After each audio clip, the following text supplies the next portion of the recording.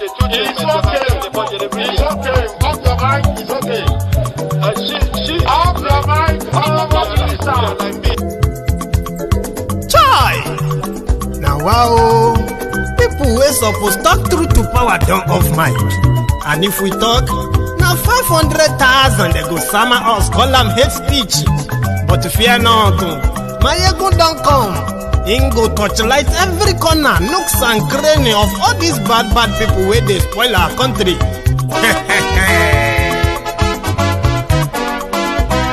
So my people make we laugh, oh yo yo.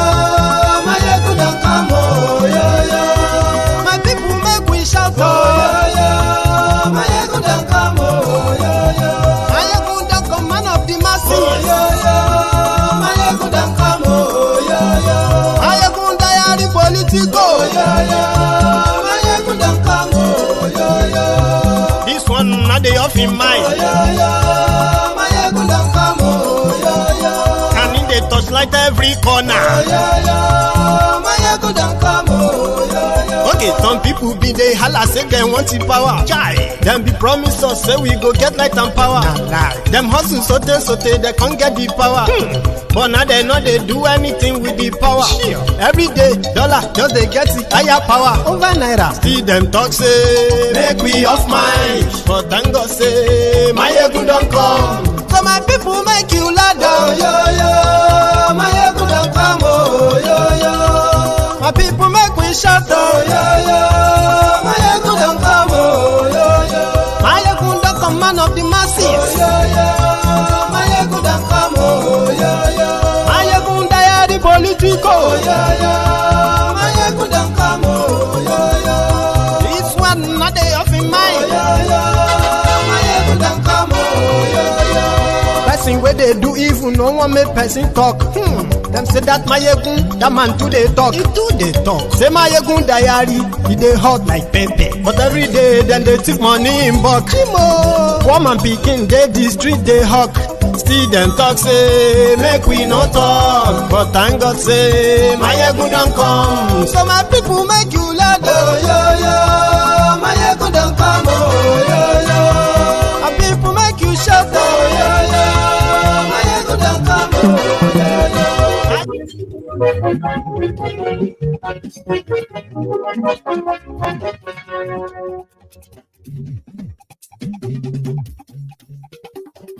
Hello there. Maiyegun làwa mọ̀ tó dodo.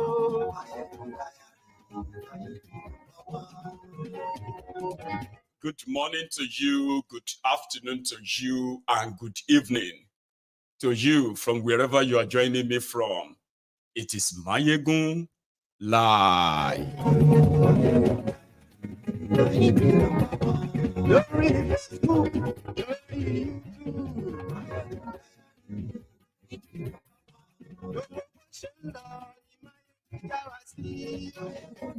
Please read the caption of this broadcast. Invite your friends, invite your not so friendly friends, and tell them that Maiyegun today.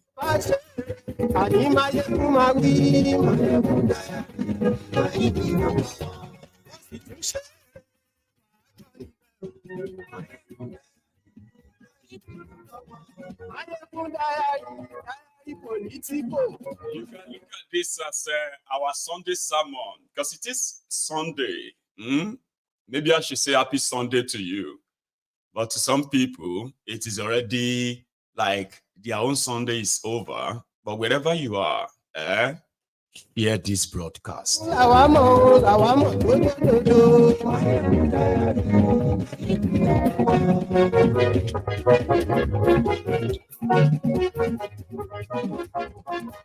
The Lagos Abobakus. Tag them, invite from the Buharidins to the Buharidineries. Straight up to the Lagos Abobakus, the Oshogbo Alimajiris. The bad starts, the bad idiots, all the cyber barbarians, their clans all together. Tag them that Maiyegun today. And yes, right.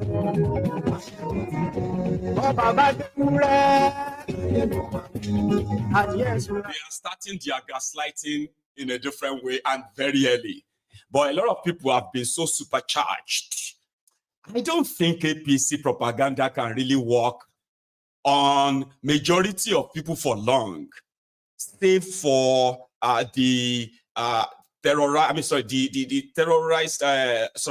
terrorist nature of the criminals in Nigeria terrorizing their own citizens. If you finally conquer that, APC, egbekegbe, can actually become history in a very, very short time.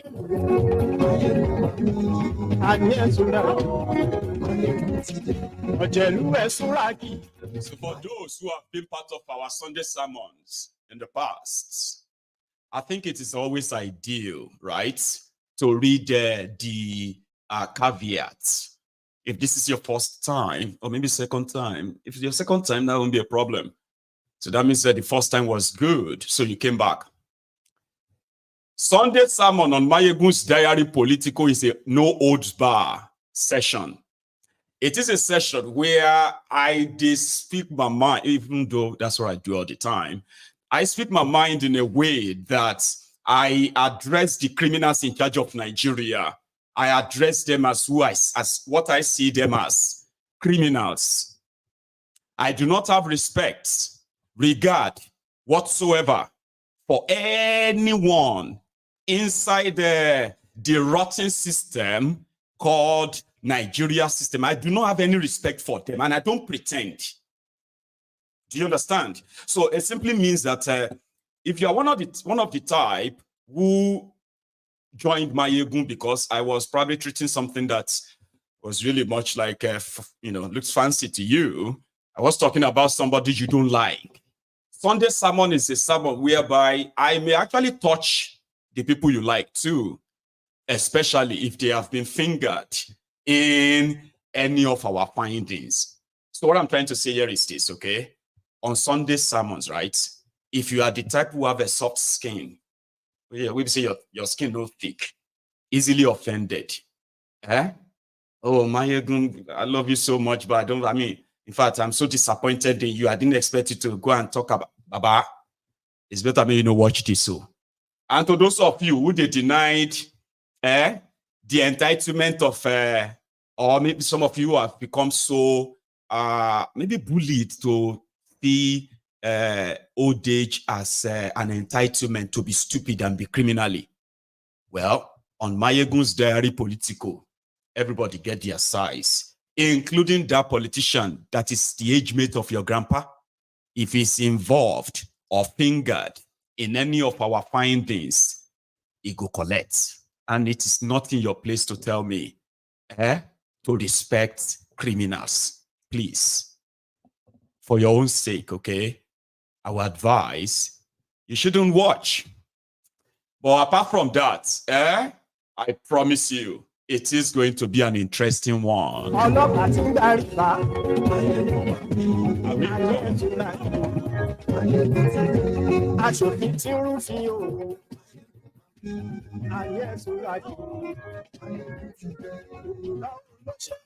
If your papa be one of those destroying that contraption, Nigeria, I will fire your father or your mother.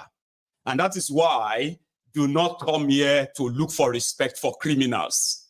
Once we have seen them as criminals, whether rich or whether old, it doesn't really matter. It doesn't matter where they come from as well, just in case if you are, if you are one of the members of the tribal Olympics or ethnic champions, right? Great. If anybody is fingered like we do all the time, and you are there carrying the banner of your tribe, so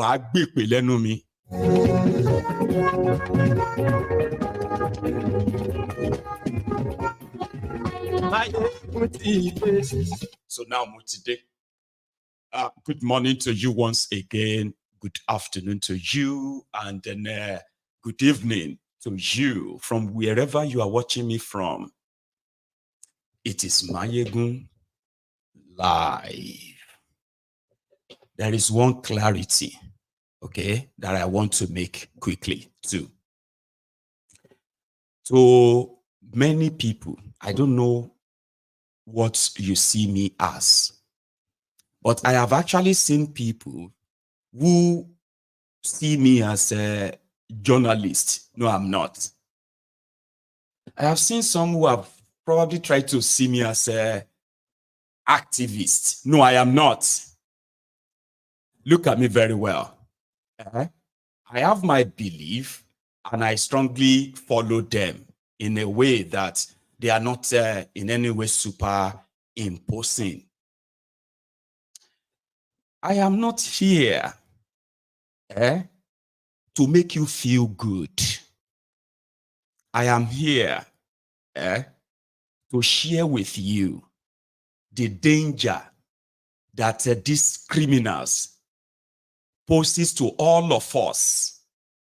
And as a concerned citizen, this is my own way, okay, of fighting back by calling out the criminals responsible for all of these maladies. I am not fighting for your right. If you can't fight for your right, you can't fight. Don't look at me. Don't look for me to fight for you.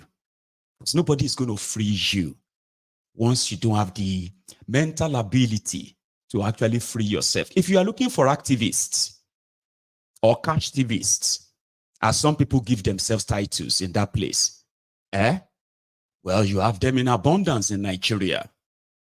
I am here to awaken your subconsciousness and help you to be able to fight for yourself. If you are looking for somebody to come and fight for you, then you are in the wrong place. Nobody is going to fight for you when you are not ready, right? To actually fight for yourself. I hope we are clear. My effort here is to help all of us. That even if you don't understand the problem deeply before, now you do. Now, even if you don't understand how this whole thing affects you, now you do. So what are you going to do about it? You are going to wait for a Messiah. Well, I'm not your Messiah. And devil knows. I will never fight for you. Do you understand? But yeah, we can fight together by having something in common. We have a lot in common. Listen, for everyone who comes from every part of Nigeria, every part you come from. Now, this time around, in fairness, every one of us is a victim of this contraption. It doesn't matter how this your own tribal, ethnic, religious affinity that you are trying to make yourself feel like important or superior to anybody. You may deceive yourself. Everyone from every part of Nigeria is a victim of this contraption. That is what we have in common. Apart from that, me and you don't get anything common. If you are an Igbo man, if you are an Hausa man, if you are a Muslim, if you are a Christian, we do not have anything in common. Let that be clear. All right? We do not. The only thing we have in common is the shared misery, shared frustration, shared poverty, shared oppression, suppression. That's all we share. It is the only thing that is equally shared to everyone. And that is enough to be our reason of coming together to break the yoke and destroy the entire system that is out to destroy us. But if some of you are still very much strong and agile to defend the criminal enterprise, and when Nigeria happened to you, you are now looking for human rights activists to come and stand up for you. Well, there are many of them in Nigeria. A lot of them have cashed out on you. A lot of them have used you as the vehicle to join in your oppressors. Haven't you seen that many times? Nobody is coming to fight for you. Nobody is coming to fight for anybody if you are not ready. Okay? You can point fingers, or keep pointing fingers, like everybody does, okay? Point them. Point them. What are you doing? What have you done? No. Keep pointing. There's somebody who is going to keep your mind occupied when there is nobody to point to or point at anymore. It is this voice. Remember that. Okay? Are we clear again on that, Abi? We're clear. Good. Now let us now go forward again. They started the campaign, and the campaign is to gaslight all of you. It started 2 days ago. Okay? Nigeria is falling apart. It's just going to take one single spark. And as usual, a lot of you are going to come back with, how did this happen? How can we let this happen? And all of that kind of fake surprises. Thiefnubu and gang knows. And suddenly, the people that were telling you that Thiefnubu has been preparing to be your president for 30 years. Now he's forced himself on you, rigged himself, he didn't win any election. You must tell your children, look at me very well. They will tell you that you are only agonizing for losing election or for somebody you supported losing. No. Do not accept that, because that's what do you call it? Psycho conditioning. That's how it works. They will say you are bitter, you are sad, and because of that, you are happy that Nigeria is spoiling. That is gaslighting. Look at me very well. That's gaslighting. That's it. Plain and simple. Okay? They want to fix Nigeria, but they didn't tell you how they would do it. Okay? And Nigerians were not convinced with their Muslim and every other thing. They had to rig him in. So obvious, right? And a lot of you are so heartbroken. We did not vote for this man. Oh, we try our best to stop this. You are heartbroken. A lot of you knows that they are complete disaster. From this certificateless Megad, Bokwari, the Nigeria Wayeki had to print out a fake result just to show to you that Bokwari went to secondary school. After long drama, they destroyed Nigeria economy and all that. The Olori Burukus that were shouting, may Buhari succeed. May Nigeria succeed under Bokwari. They ended up, helping Bokwari to succeed in destroying Nigeria. Then Kalu jumped in, forced himself on you. In corner point, thieves, ass lickers, praise singers, all risers. They said they were loyalists. Oh, these are the lawyers that will help. Mind you, they said he has brain. He has brain for talent. Which kind talent? Looting talent. Abi? So this smart, demented Kalu now appointed supposed smartest people that understand the problem of Nigeria. 11 months after that, Nigeria don't enter canal. They can't talk to now. Everybody will talk say this guy in a disaster. This guy will destroy Nigeria. This guy will blah blah blah. You get and they use their tribal, ethnic, all religious, divisive rhetoric to force Kalu on you. 11 months after, all of your fear, they are coming to pass. Security is collapsing. Economy is it's like bellicose, belly, flat belly, right? The currency, like life don't change for all of you now. Even the rich people, those of you where they feel like say you rich, all of you now don't collect. In 11 months, all your fear, they have come to pass. This is just like a preface, a warm-up. 8 years, that's what they say. So we want to see Even those of you where they talk, say people go cry for 8 years. We want to see how you will last that 8 years. That's the journey that you really need to go back and plan on. Sure you get. Now that everybody can't lament, complain. Which guy contribute this? Eh? This call this call that. Yeah. And all of every day, people did die. Hi. APC, egbekegbe can't turn around. Oh, so you're happy now, Abi? So you're happy now because the country is not moving well. God will shame you. By the grace of God, Ashiwaju will succeed. They don't start again. Oh. That was how the gaslighting started again. Oh. All of you are enemies of Nigeria. You are happy that Nigeria is going bad. You are happy that Nigeria is going bad. These Uluri Brukus are not angry that Thiefnubu and APC, egbekegbe, have destroyed Nigeria. And they are destroying Nigeria. But they are more upset that you have refused to pretend that everything is fine.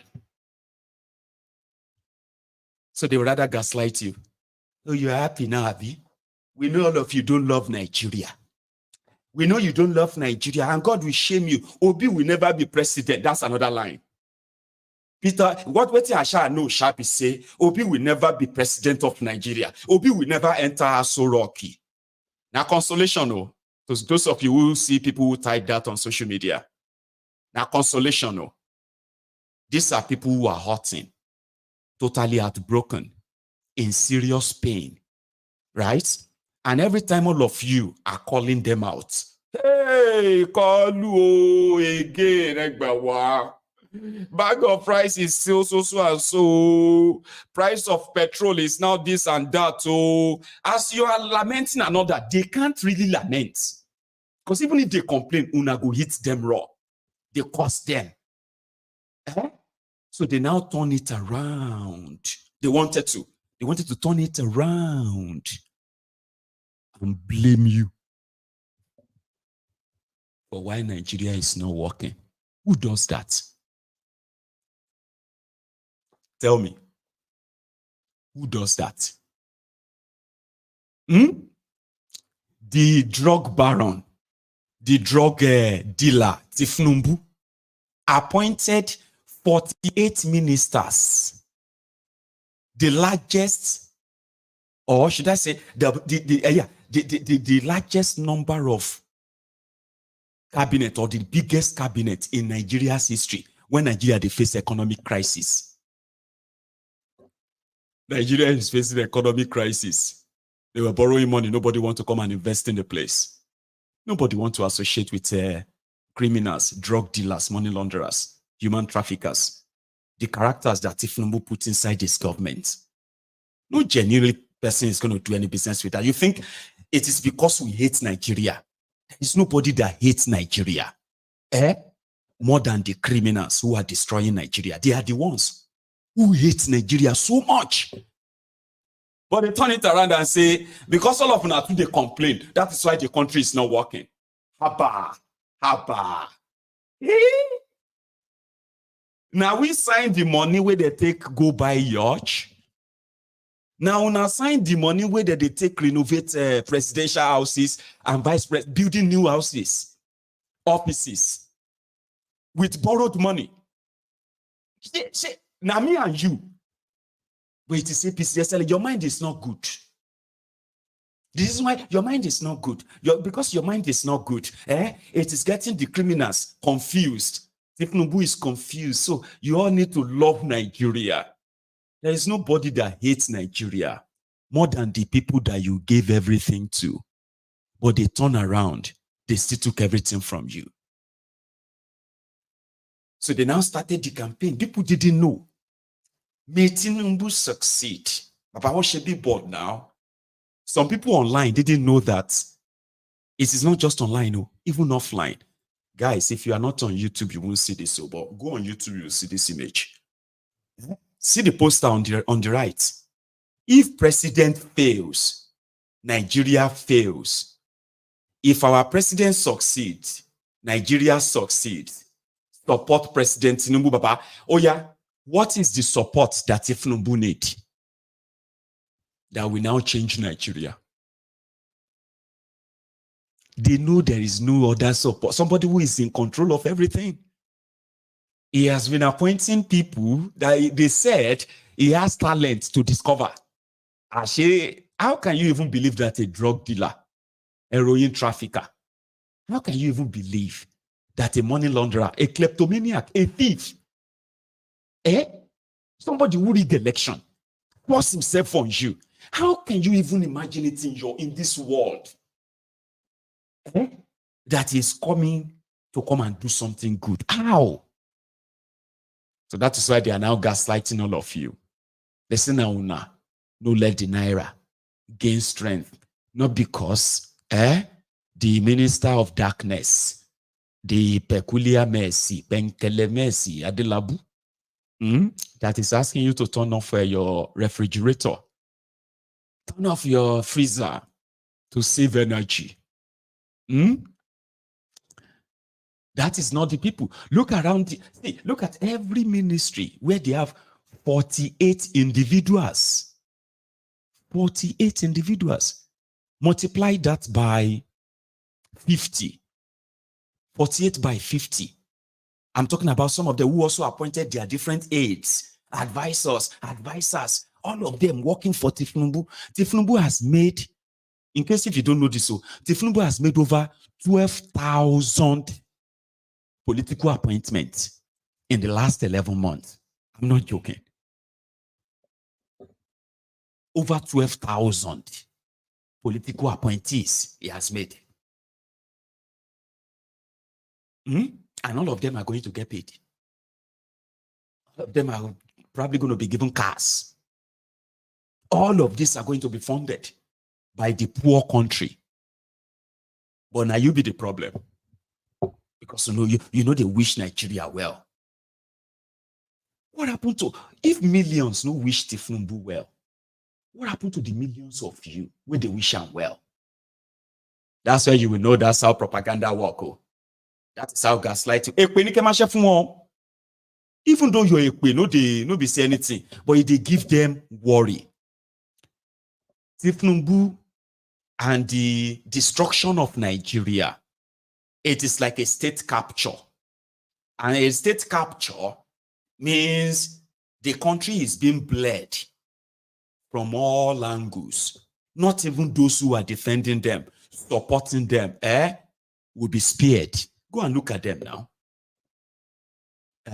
Go and see the APC, egbekegbe. Awanshi dede. Dabi Mosheda. Those who believe that if they are suffering, why should you not be suffering? All of us should be suffering. And that is patriotism.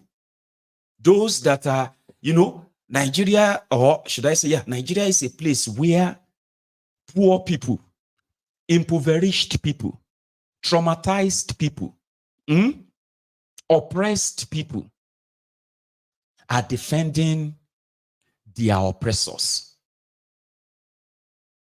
with the hope that just maybe grace will find them. Now only Nigeria. There is nowhere else in the world where the oppressed are so happy to defend their oppressors. It defies all logic, but it happens in that contraption called Nigeria. Right? So Thiefnubu and gang, they don't meet their match. Obedience. If you are watching me, this is why I actually like you.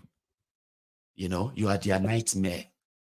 In the history of election rigging in Nigeria, this is the first time somebody rig election, and they have been having nightmare, sleepless nights, migraines. They have been running mad too. Schizophrenia. This is the first time. Usually by now, if na PDP, be the one where we then declare rig successfully. People in APC, they go don't cross. Everybody don't move on. Business continue. So if it was a APC, those in PDP, all of them go don't cross. Everybody don't move on. Go collect appointment here and there and move on. They can't be like, say, when you steal a poor man's chicken, you have stolen problem. You have stolen alaroka. Alaroka is somebody that will tell the whole world forever and never. Long even after you have ate the chicken, you will continue to hear it. You know, you steal the chicken of a poor man. He screams, hey, please, oh, who help me see my chicken? Or somebody has stolen my chicken. Hey, please, oh. Then he's begging. A day after that, the chicken is not back. The owner will go out, I don't want to believe that somebody has stolen my chicken. That chicken is my life. I have invested so much and somebody stole my chicken.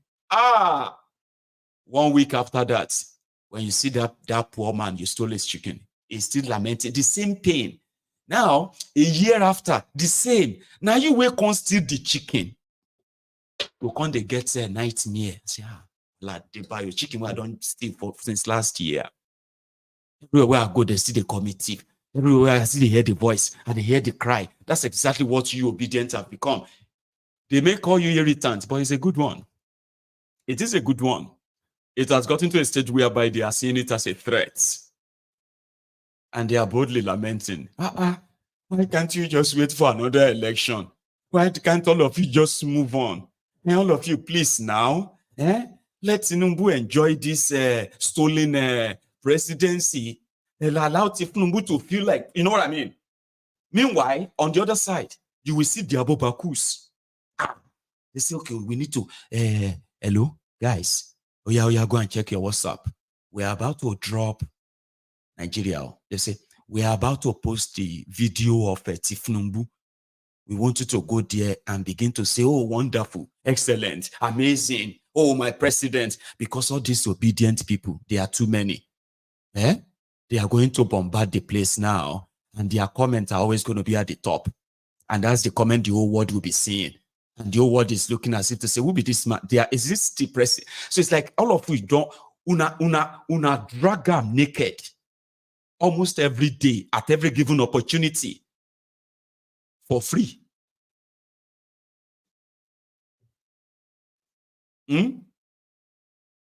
Something they are paying money to try to package for you. Una de tear cloth for him body. For free. That's what makes it a problem. And I like that. Okay? So keep it up. Because you were the one who shut this down until we didn't know that these people have also printed a billboard on the main road asking people to please support Thiefnubu. Campaign. Are you doing campaign now? Is it a campaign time? He is the press idiot. He is the one who will make the decisions. He has been making the decisions. He has been choosing, selecting thieves, criminals. And they have been doing exactly what they know how to do best. And Nigeria is bleeding. And somebody is saying, you should come and love him. And why don't you just wait till next election? Why don't you know what I mean? So they were out there asking that, please, so make una try and let Thiefnubu enjoy the legitimacy of this stolen thing. But Papa, if you steal something, it must be something that you probably have a clue about, or it's going to be useful for you. So you get what I mean now? Some said, it doesn't matter how he came in. People, let us just move on. Let's just move on. You know, you don't know. Even though he came in as a criminal, he may just turn around and just do good. So people now started countering that. And I love how they are countering it. Papa, you are about to board a plane. Okay? And an announcement came and said, hey, the plane you are about to board is about to be hijacked by some terrorists who likely have no idea of how to fly a plane. But you still went on and you entered. Now, as you enter, an announcement just came on the announcer, right? Ladies and gentlemen, this aircraft has now been hijacked by Sule Gambari, who happened to be the Mesuya in Sabongeri, Kano. He has no clue of how to fly plane. We're all gonna die. And then you stand up and say, hey, everybody, don't let us not worry ourselves about the Mr. Sule Gambari, that has just the Mesuya that has hijacked this plane. I know that it's looking like we are going to crash and die, but I just want us to have hope. Let's have hope that it will be able to land this plane safely. Which figure of speech is that? Mesuya may land the plane safely. Instead of you to prepare the crash landing, everybody just know when they go die or how they go die. We are going to die. Or maybe a gamer could be on board.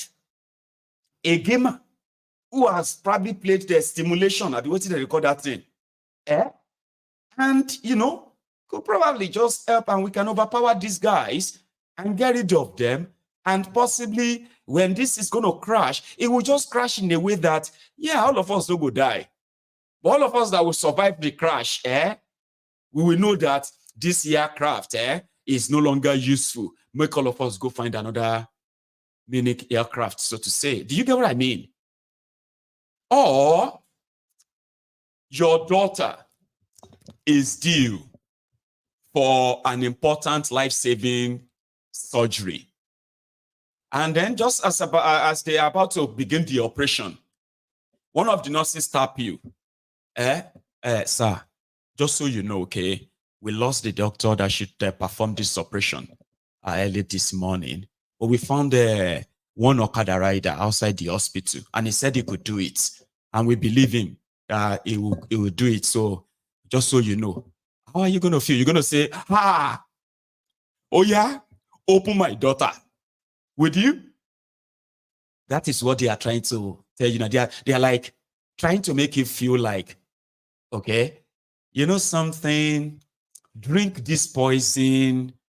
It's just another people will die, not you. Okay? So don't scream, don't shout, just drink the poison and die. Or believe that another person will die.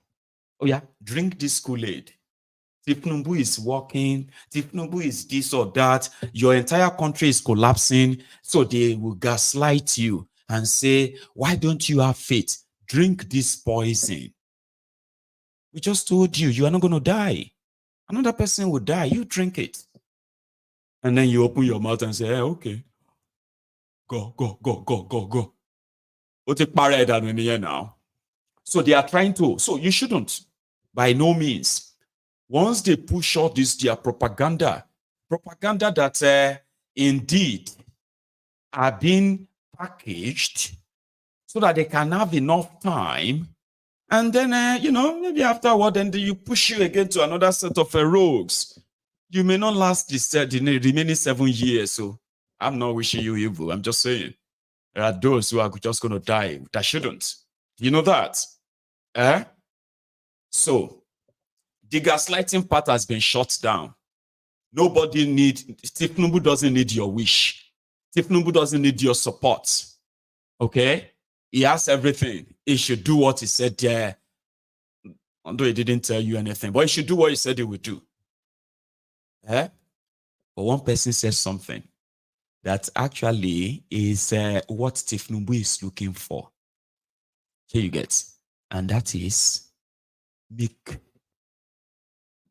real Nigerians, the ones where we say hard working, not the Bambiala, the Abobakus, the fine barras, or this social media Bambialas.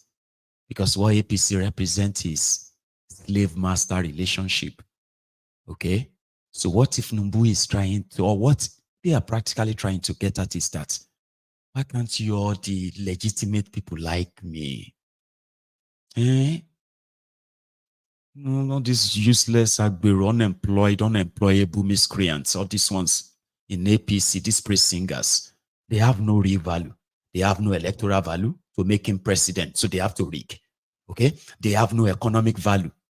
Okay? They have no educational value. They have no real value, no value. At least now you can see that Thiefnubu has no strategy and he has no brain to discover any talent other than talent for thieves like him. Here you understand now. So what Thiefnubu is trying to say, or what APC, egbekegbe, is trying to say is that within the entire APC, egbekegbe, olórí burúkú ni gbogbo wọn. You know the meaning of olórí burúkú? Unfortunate people ni wọn. In their rank, from A to Z, they are criminals, economic saboteurs, enemies of Nigeria. They are chancers, people who are looking for their own chance. Poverty-stricken people that believes that a looting public fund recklessly is going to guarantee generational wealth for them. There is no single person inside the APC, egbekegbe, that actually loves Nigeria. That is a fact. Throughout 8 years of Bokuwari, there is no single crop of them that meant well for Nigeria. No single one of them. I mean, see the result now. Are they lying? People that love their country, now so that they run them or ruin them. Now, Thiefnubu has picked other people. Okay? And look at Nigeria now. What does that tell you? It simply means that olórí burúkú ni gbogbo èèyàn tó wà ní APC. Olórí burúkú ni yín. You just won't agree. Because olórí burúkú will never agree. Olórí burúkú làwọn. There's no intelligent person that actually loves Nigeria inside APC. Okay?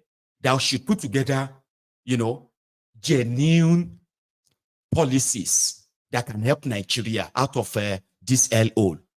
Have you thought about that? Are they not the ones making all these, their laws, making all these policies, borrowing all this money? Are they not the ones? It's not APC.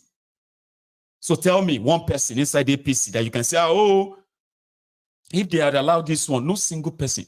Criminals from A to Z. That's why they turn around and say you are the one who hates Nigeria. But they are the ones who are collecting the state allocation, converting it into dollar to go and buy properties abroad, pay the school fees of their children. 10 years in advance, lovers of Nigeria. Subsidy is gone. Then borrow money, 1.5 trillion naira to buy cars, build house, build offices, buy this, buy that. None of them for you. So tell me, how many years do you think it's going to take them to really have people who really care about Nigeria or love Nigeria? So you look at me and say, me, I don't love Nigeria. But you are defending the real enemies of Nigeria. Simply because they are from your tribe. They are from your ethnic nationality. You are worshiping the same religion with them. So that automatically makes me the enemy who have done nothing. I have done nothing. But look at them. That could see anybody in APC to really like Nigeria. Anybody to really were patriotic for Nigeria. No single person. Every one of them, chancer, opportunists, put them there. Looting, put them there. Impunity, put them here. That's who they are. But then they turn around and say, you should love your country. Stop demarketing your country. How? So Thiefnubu wanted all of you, hardworking people, responsible people who did everything by the book, those who didn't cut corners, who didn't forge certificates, who didn't rob the treasury, those who didn't shortchange the country, those who didn't sabotage, all of the way they do things like normal. You are the type of people Thiefnubu and his gang believe they can attract. They say, oh, no, now only criminals. Criminals that they attract to APC, egbekegbe. You be me talk more. If I lie, tell me, say I lie. Not a single one. These are people. It's not even just being stealing. You see, sometimes we think, oh, these are thieves. It's beyond thieving. It's beyond stealing. It's actually the intention to wreck your own country and think that nothing will happen. Then turn around and start propagating lies, flying lies here and there, and hoping one of them will stick. But in reality, Nigeria reality, Nigeria to work now. So you need to pray for your country. This is a gaslighting. If you are talking about that contraption, somebody is trying to tell you, what have you done? What have you done to help Nigeria? There's nothing they want you to do for Nigeria that you haven't done. No? But there are people whose job every day is to destroy that country. And who are those people? APC, egbekegbe, and egbe apanyan. So Kolu was in Saudi Arabia. He is still in Saudi Arabia, by the way. This is not the Ahmed Bola Tinubu I know.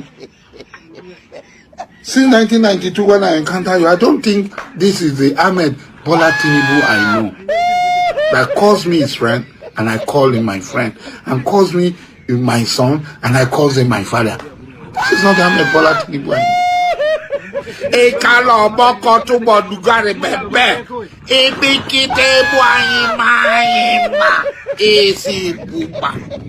This is not the This is not the Ahmed Bola Tinubu you know. Ati Bereo. Pastor Ruga Ikene Shatabandu Agboworin Baba Oja, the former special advisor to Bokwari on burial arrangements, condolences visits, as well as trader money. Ikene Shatabandu once said, we all pray for a country that is peaceful and prosperous. But God allows us, by our voting, to show him whether we mean the prayers we pray or not. You cannot wish this country well and vote for someone you do not believe in. You cannot. Know that your vote carries the answer to your prayer. 70 years old man. Pastor Ruga once said that, and this was the guy, you see that guy? It was the guy that did all of the legal paperwork of how Thiefnubu became the landlord of Lagos. That fake Pastor Ruga, he happened to be Thiefnubu's lawyer, as well as Thiefnubu's attorney general when Thiefnubu was governor. All the lands that have been shared among different political associates, the political loyalists, trustees, and the rest of them of Thiefnubu, that it will take the people of Lagos probably 50, 100 years to legally collect all those things back from Thiefnubu and his cronies in Lagos. Fake Pastor Ruga helped Thiefnubu establish his foot in that mega city, the mega slum of Africa, Lagos. So he knows him very well. He knows Thiefnubu very well. And somehow, he wanted to be president after Bokwari, but his master, Thiefnubu, had outplayed all of them. It was too late. But he still left that warning. And right now, Pastor Ruga has disappeared. And the shege that is due to Nigerians are being shipped down. Eh? Wholesale. Now everybody go collect. Even Asari with the speaker in tongue, he never reach. Listen, Kolu is in Saudi Arabia. And this is the World Economic Forum. Okay? They have got some guys there to discuss the global politics, economics, and all that. So Kolu was invited. Oh my God. I am going to put you through about 5 minutes, 5 torturous minutes. But let me help you out to handle it, okay? He was there doing his bulaba balablu, incoherent, no direction, but he was very there to give them the word salad. Oh, it is a little bit, it's very cringy and irritating, but I'm so sorry. You just have to watch this. Kolu, he said he removed subsidy. Another lie he kept telling the world, and the world knows he's lying. How this can attract any investor to that contraption? Why are you not saying it? Why are you not saying it? Oh, he's number one marketer of Nigeria. Marketing waiting. Talking like oh dear. It be like say the plug and the fuse they are like already apart. And you can't make any sense of anything he's saying. But of course, the word salad will make him sound like he's communicating. And since now different languages and interpreters did the conference, well, I would say you should take a look at the faces of his listeners. So let's go there. Sorry, it's about 5-6 minutes, all right? Sorry, let's watch. Kolu took over the presidency last year in May, so you have had 11 months as president. You took over at a critical time for Nigeria. The economic situation was tough, but you took measures from the beginning to then recalibrate the economy. You cut the subsidies on fossil fuels. You also took aims at dealing with the currency. And of course, it's been a tough year economically for Nigeria, but I guess you're now seeing also some light in the end of the tunnel. And Nigeria being such an important economy, not only in Africa, in the world, how do you see now the prospects and what are your next steps to really make Nigeria's economy grow further? Thank you very much. Salam alaikum. And let me, in addition, join in congratulating the Kingdom of Saudi Arabia for putting this opportunity together. I know it's not easy. For Nigeria, we are immensely consistent with our belief that the economic collaboration and inclusiveness is necessary to engender stability in the rest of the world. Concerning the question of the subsidy removal, there's no doubt that it was a necessary action for my country not to go bankrupt. One, to reset the economy and the pathway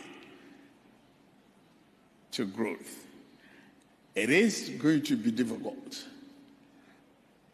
but the hallmark of leadership is taking difficult decisions at the time it ought to be taken decisively. That was necessary for the country. Yes, there will be blowback. There is expectation that the difficulty in it will be felt by a greater number of the people. But once, I believe it was their interest that is the focus of the government, it is easier to manage and explain the difficulties. Along the line, there is a parallel arrangement to really cushion the effect of the subsidy removal on the vulnerable population of the country. We share the pain across board. We cannot but include those who are very vulnerable. Luckily, we have a very vibrant, youthful population interested in discoveries.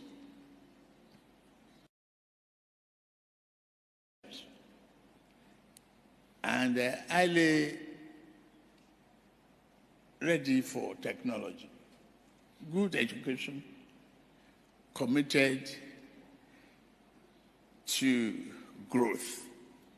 We were able to manage that and partition the economic drawback and the fallout of the subsidy removal.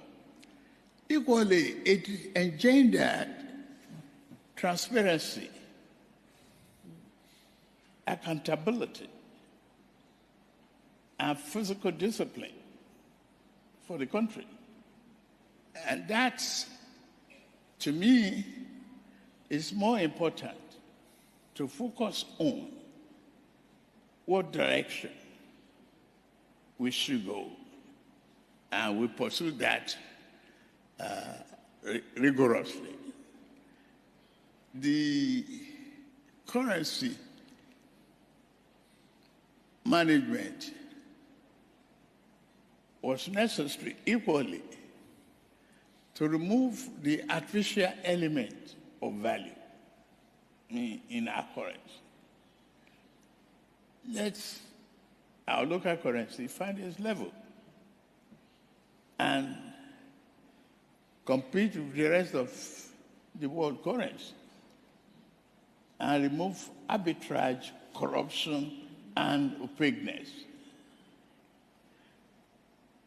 That's what we did. At the same time, that's a two-engine problem in a very turbulent situation for the government. But we are able to manage that turbulence because we prepared for inclusivity in governance and rapid communication with the public to really see what is necessary and what we must do. Today's forum is equally valuable for us to share experiences and share the hope of the future. What is missing? And I'm glad the kingdom rely on the window, the word collaboration and inclusiveness. The capital formation that is necessary to drive the economy, like agriculture, food security, innovation, technology advancement, must be an inclusive program of the entire world. No one should be left behind. The fear of lack of capital in Africa, stigmatization. And I'm glad the world is recognizing the need that the type of population growth that Africa is experiencing, the diversity of its resources must be married with its economic opportunity. We must collaborate to do that, and that is what we are doing so far. Nuisance lele. Nuisance lele. Now, I don't want to believe that it's just me. So that I don't go be like, say, Maiyegun is because you don't like him. He actually made a lot of sense.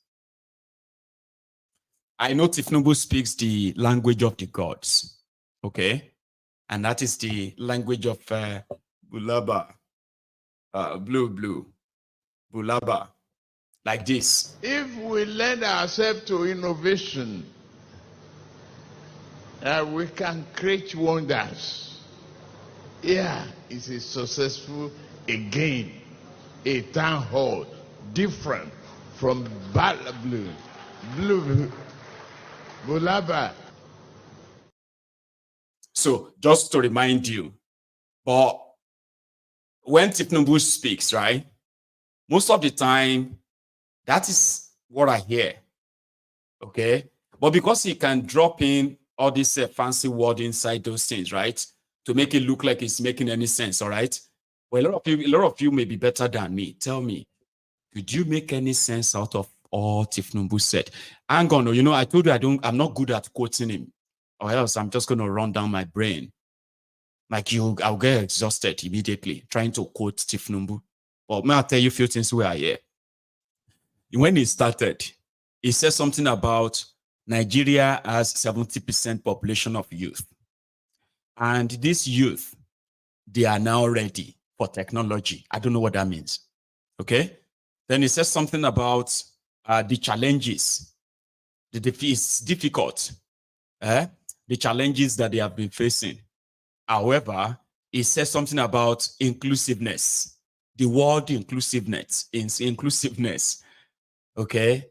And then what else did I hear him say? Like I said, I hardly able to. So tell me, could you make any sense of that? Like, be honest, I'm going to read the comments. Did you get anything? It was everywhere. He was using all those buzzwords, right? But, I mean, hang on. What do you think? If your press idiots, okay, actually have something doing, somebody will get 48 ministers, and you could not pick 2, 3 of them to use what they are doing as your talking point. For example, well, thank you very much for that question. It has not been easy since we came in. We came on board almost a year now. It hasn't been easy, I have to be honest. Nigeria was facing serious economic crunch. We were battling with, a lot of monetary problems where the revenue accruing to the government has become so dwindled due to corruption. So when we came in, we have managed to go after those who looted Nigeria economy. And as I'm seated here with you, I can confirm this, that we have recovered more than 20 trillion naira, and we are still going to get more.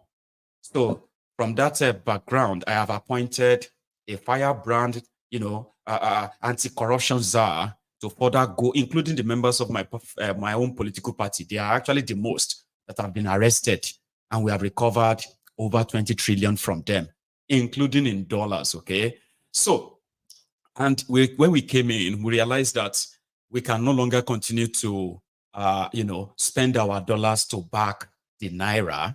So, my government, when we came in, and, I appointed a new central bank, we sort of mop up some money right there that we could get, and we got some investors as well who came on board.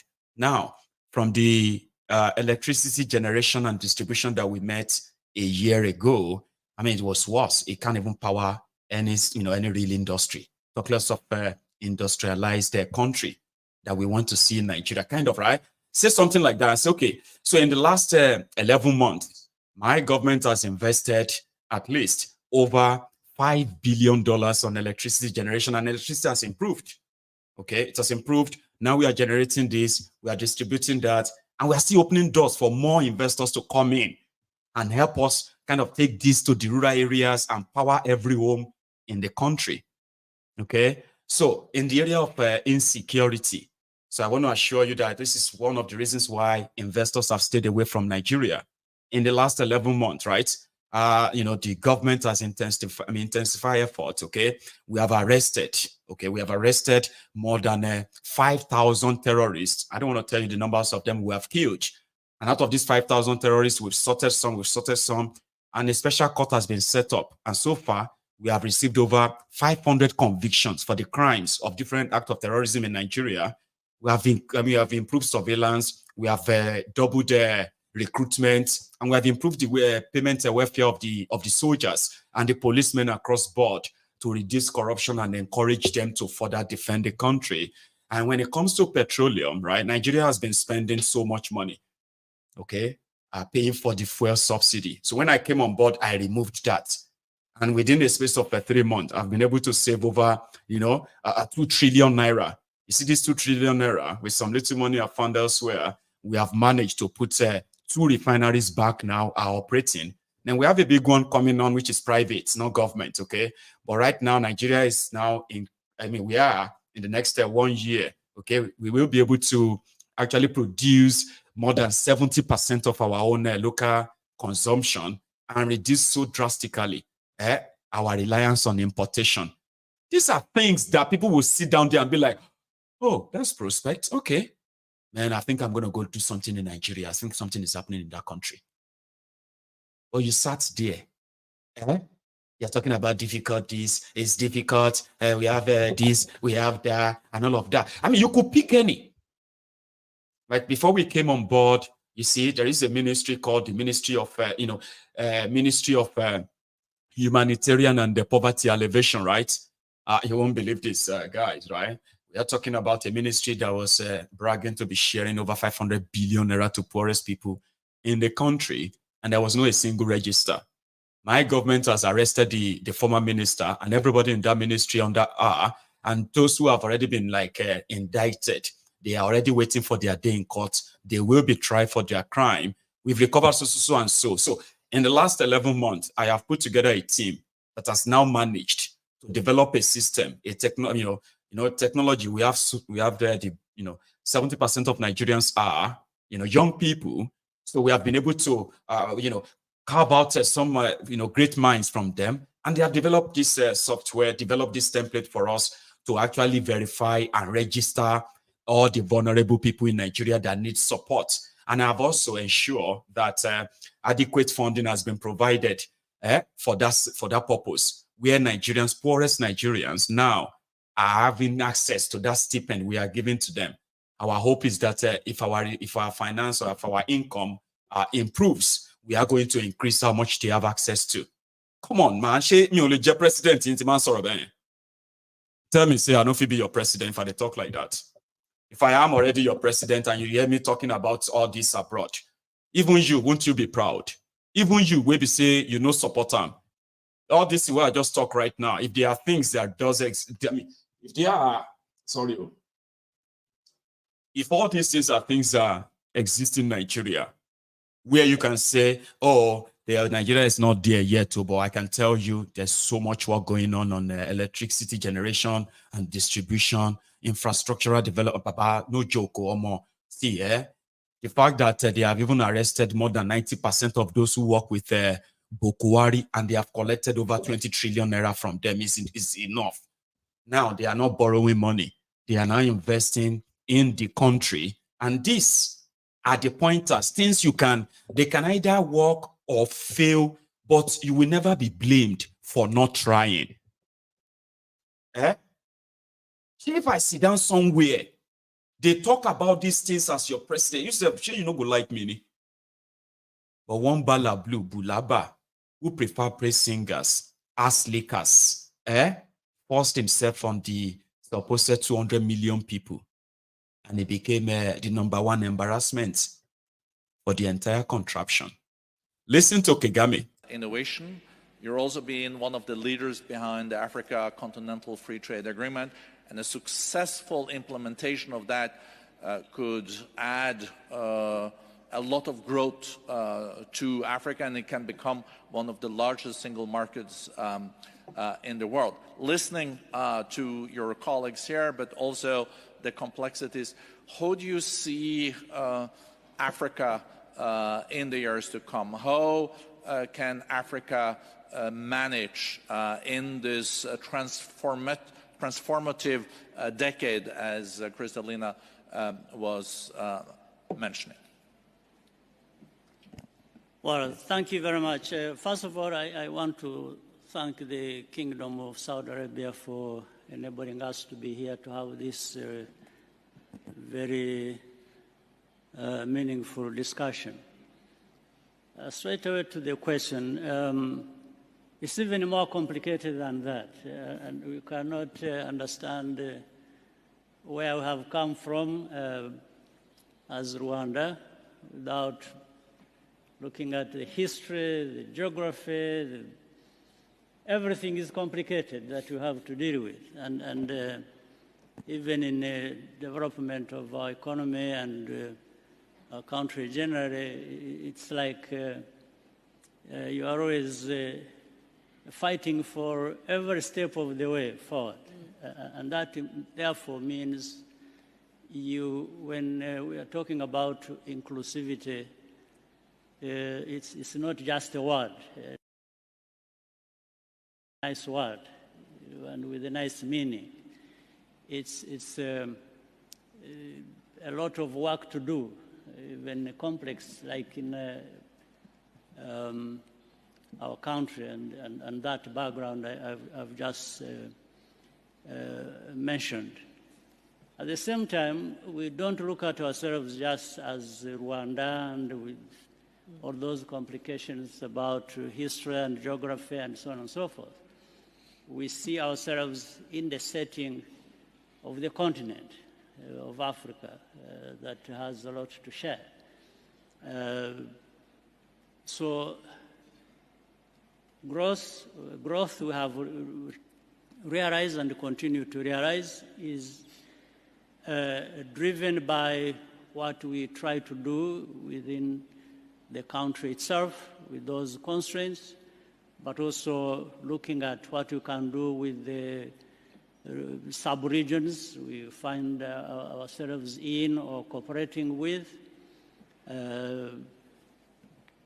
But everything adding to the optimism that was talked about, looking at where Rwanda has come from and where it is now, should actually add to the optimism that people should have, looking at even a much wider aspect of where the world is coming from and where it is going, and therefore also Africa and where it is going.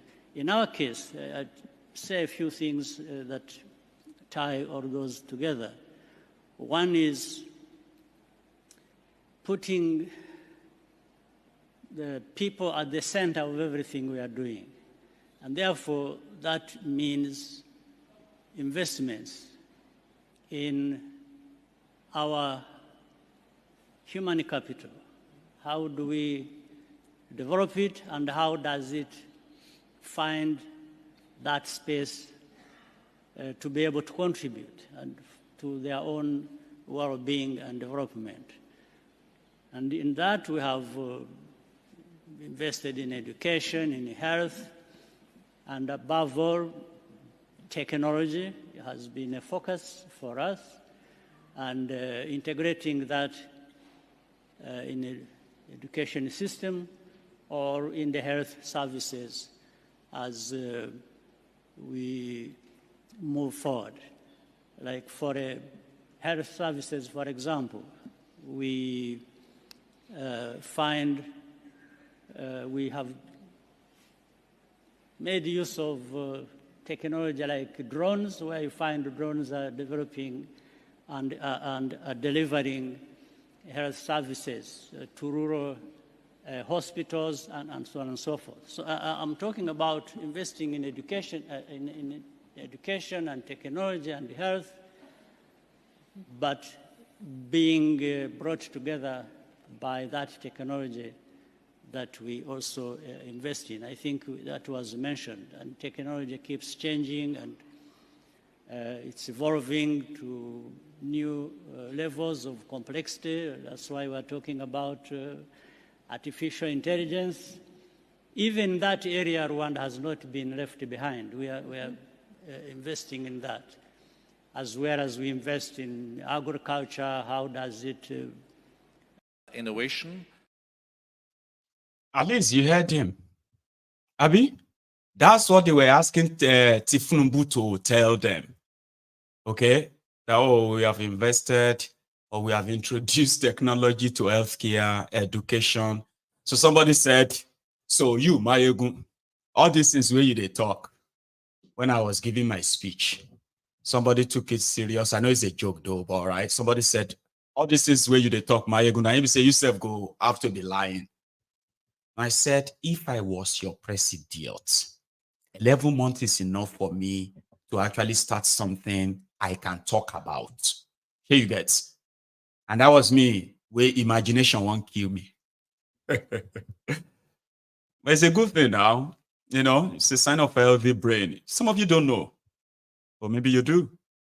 It is actually a very good sign. It's a sign of a very, very good brain. If you can create scenario like that, quickly, sharply like that, it means your brain is. So my brain is very, very good. I know.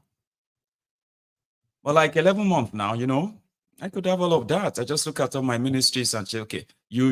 At least I've been doing something in those places, something I can talk about and tell the world. That even if I won't lie,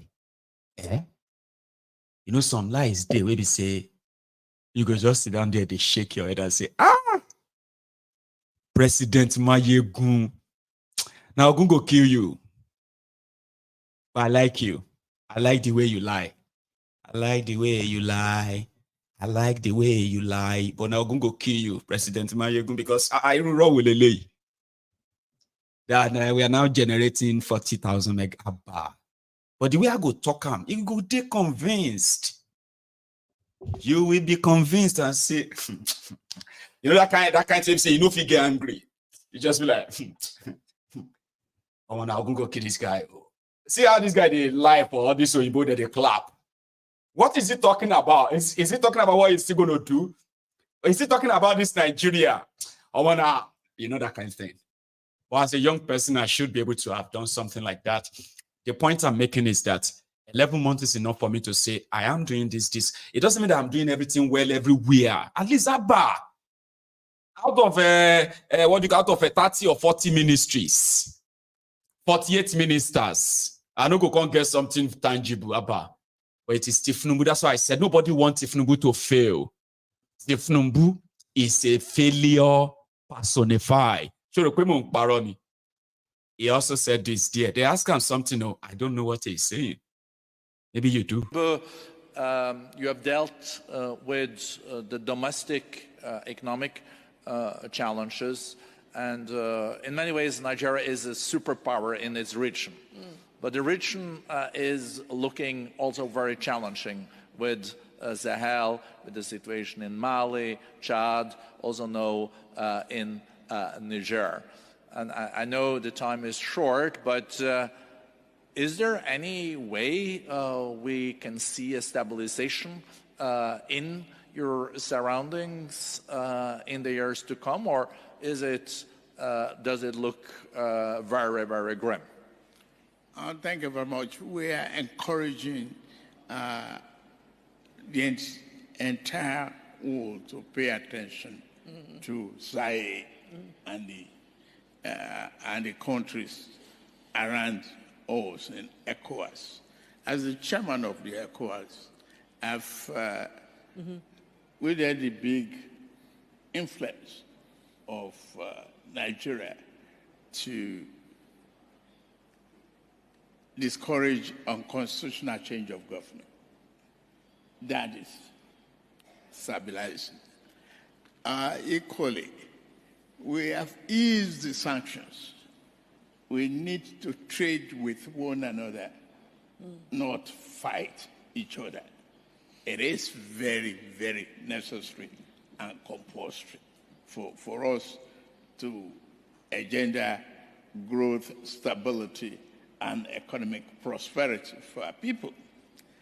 The rest of the world needs to look at fundamentals of the problem,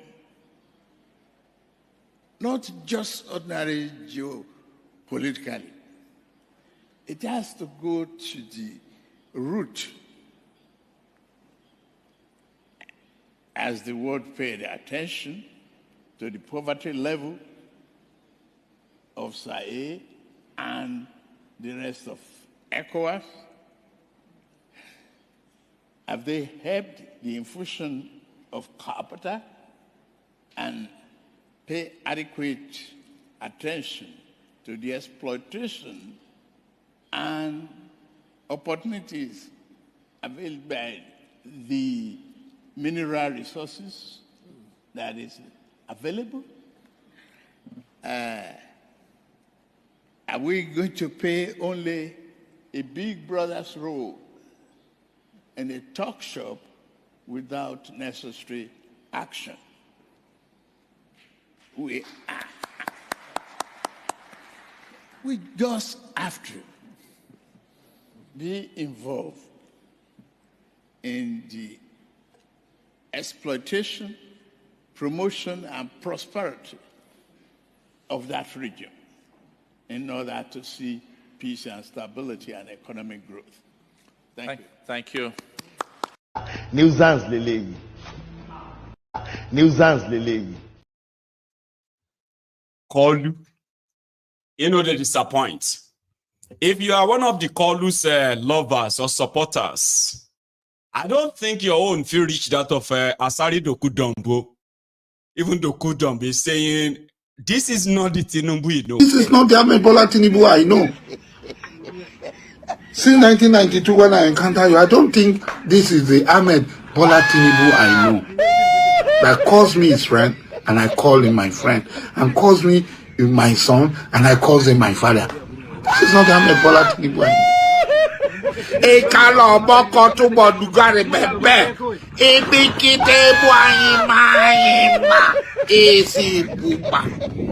is not the Ahmed Bola Tinubu I know. Since 1992, when I encounter you, I don't think this is the Ahmed Bola Tinubu I know. That calls me his friend, and I call him my friend, and calls me my son, and I call him my father. This is not the Ahmed Bola Tinubu I know.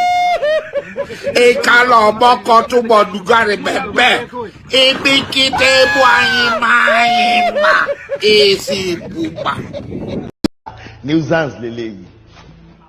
So that you don't forget why you are laughing. But Asari can be very entertaining. Asari believe that they don't clone Thiefnubu. This is not the Thiefnubu that he knew. And it is just 1 year. But they have to get to know that this is the Tinubu you know. The shege just start in you. Nigerians said, "Yo, please, let's make this country comfortable for ourselves. A liter of petrol is 900 naira in my area here. NNPC says logistics. Please, NNPC, please now." Joe, NNPC, please now. NNPC says now logistic problem. La logistics, so they can't carry petrol everywhere. So it will last for 2 weeks. They are waiting for Dangote's delivery. Dangote refinery that is importing finished products, and you still think you are not living in a Gbajue country led by the criminals that are calling other person Gbajue. They are defrauding you. It's like the rat eating you.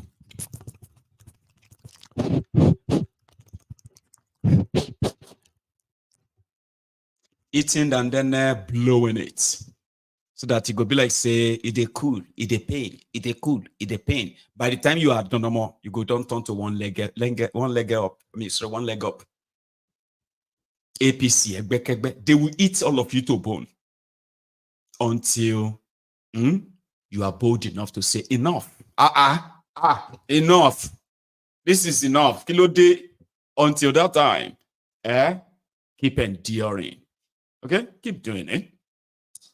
Well, let's go a bit. So said that you are buying petrol for 800, 750, 900, 2,000 naira per liter. And it is because of logistics. So you are going to do that for the next 2 weeks. 14 days, they say. So good luck to you on that. And as for the people, there are those who are like on the band A. What band are you now? Which band are you? Band A, B, C, or Z? Because even people with the band A right now, I have been seeing them complaining a lot too. Like they feel robbed. They feel like they are robbing them. It's like there's nothing they can do. Typical, right? The other day, this APC, Abubakus, APC, egbekegbe, they were everywhere talking about, how a presidential borehole should look like when their people left to die drinking dirty, undrinkable water, where people are sharing water with animals. Well, the people that said they would prefer a presidential borehole than a GP tank borehole, maybe you should tell them, show them this. So this is somewhere in Kano. Go and give them presidential borehole, the one that at least can end something like this. Take a look.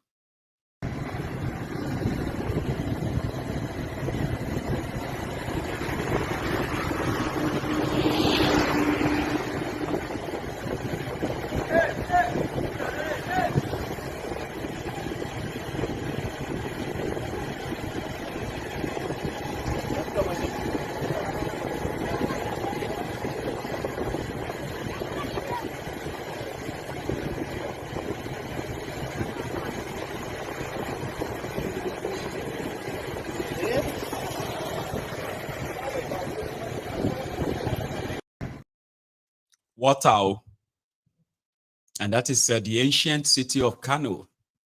63 years after independence, they do not have water. And that is a picture of the entire country, the entire Nigeria. Don't act surprised. At least they never ask you, say, may you come buy meat pie before you can buy petrol. Are they?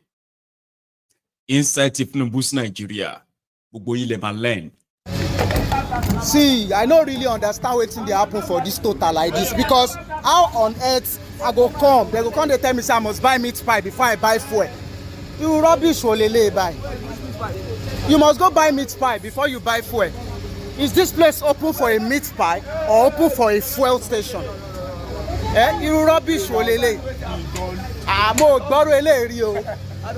This is total filling station trying shit with the masses that we have to buy meat pie before we buy fuel. What kind of insult? Rubbish lele now. Continue with what? And they were proud of incontention. This is total rubbish.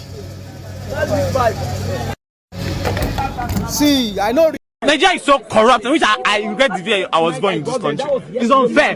This is unfair now. This is unfair. Nigeria is so. It is very unfair.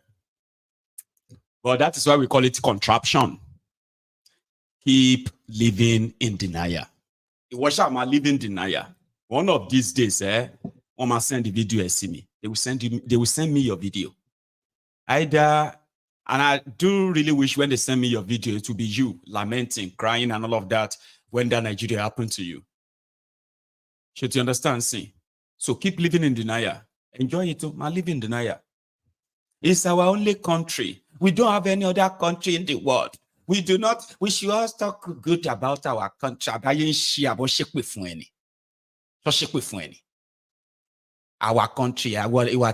country. On gba adìẹ yín oroma adìẹ yín lọ́wọ́ ikú olórí burúkú yín ò ṣàǹsọ pé ẹ fẹ́ lọ sákìtàn lọ́jẹ̀ ìwọ máa live in denial. You don't have any other country. But the one you think you have, you are watching them, turning you into destitute. Destitute. Oh my God, don't get destitute.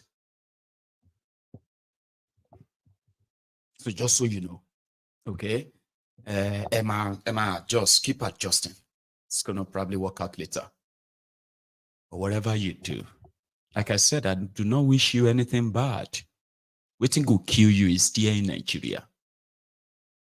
Yeah, Nigeria is there to kill us. And that's why this Nigeria has to die. We have to kill this contraption and birth another one that truly reflects what you and I can actually live with. This one is out to kill us. If you escape Boko Haram, you escape you escape plane crash, you escape being kidnapped, you escape terrible road and dying. You shall try to escape this and that every day, so that every time you go out in Nigeria and you come back alive, you have to give thanks to Heavenly Father for bringing you back home alive. Some people don't make them back.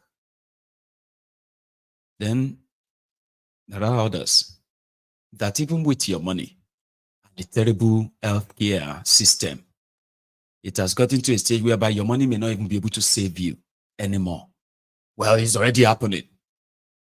Okay?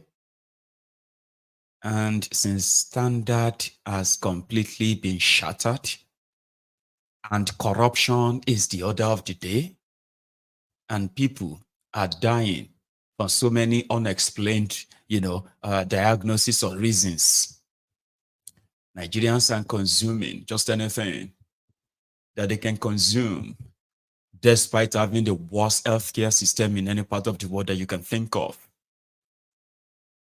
The giant of Africa has no healthcare system that can care for our citizens. But the citizens, they are exposed to all the things that can kill them until the day they will need medical care. And then they will realize that there is actually no plan for it. Every day, watch what you eat and watch this too. You are not audible. Talk me that they hear you. I will wash it. After I wash it, I will mix the ethanol with water and flavors. Okay, you can put them for where? I will put them inside the bottle. Okay. So when you want to sell them, what people when they buy from you, what do they? Somebody is mixing ethanol with water and coloring, and they are selling them as branded drinks to unsuspecting Nigerians. One of them is caught. Many of you have drunk from this guy. So take it again. You are not audible. Talk me that they hear you. I will wash it. After I wash it, I will mix the ethanol with water and flavors. Okay, you can put them for where? I will put them inside the bottle. Okay. So when you want to sell them, what people when they buy from you, what do they think they are buying? They say they are buying the hot drinks. Hot drinks from which company? The Snap company. Which Snap company? Snap company, and Chelsea company, and the Godos company. Now you are talking. So when you are selling to them, you make them think that you are selling Gordons and Chelsea drinks to them. Is that the case? Yes, sir. Okay. So how do you sell it? Who are your customers? The inside quick will call me on phone. I will put it inside the boat. Okay. So when you say give them, what do you tell them that you are selling to them? I'm telling them they are selling the hot drinks. Hot drinks from which company? Gordons and Chelsea. You tell them say now you they produce and yourself, or you they sell Gordons and Chelsea drink to them? I tell them say I they buy for nature. Okay, you they buy the drinks for nature. They say give them. Okay. So why do you choose this way of life? Because of the frustration. Frustration? Yes. So you think frustration is the justification to start producing fake drinks and selling to people? I started when I finished my primary school. I entered secondary school. I finished my secondary. Don't worry, I'm not interested in your history. I joined your business. Leave your history. Which bottle will be this one? Son, Captain Jack. Captain Jack. Okay. So when you mix the ethanol and water now, you put it inside this place. How do you seal it? Yeah, we use something like a knife and seal it. They use knife seal them. So you go be like they never open now. Okay. So the empty bottles where they buy include Captain Jack, Chelsea. Yes.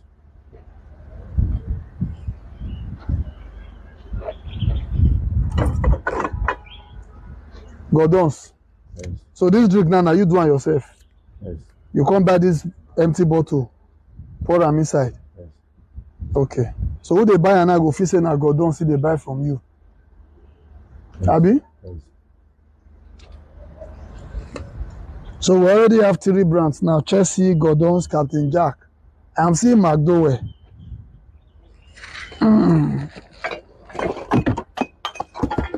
So how do you do this one now? Now see ethanol and water there. And flavor. And flavor. Okay. So this one now you do am.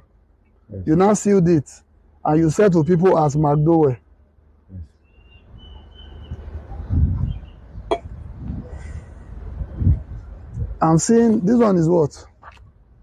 That's a good packet. Okay, you see they do snap, join. Yeah, Where the empty bottles of this one? See there. Where? Okay. So even this one, you buy the empty bottles too. Okay, you buy the empty bottles, you put the ethanol and water inside, seal them, put them for carton, and people would think that they are buying ego shinap from you. Abi? Is that how you do it?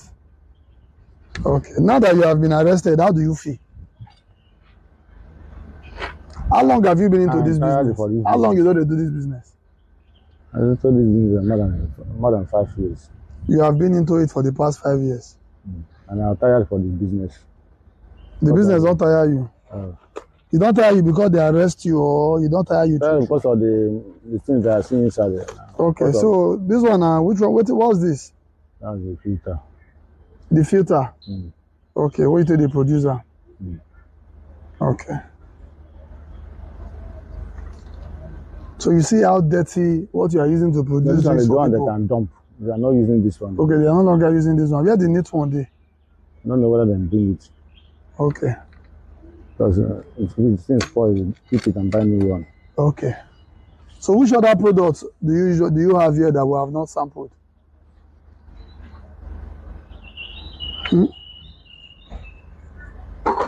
Okay. So so we've seen 4 different products now that you have been faking and selling.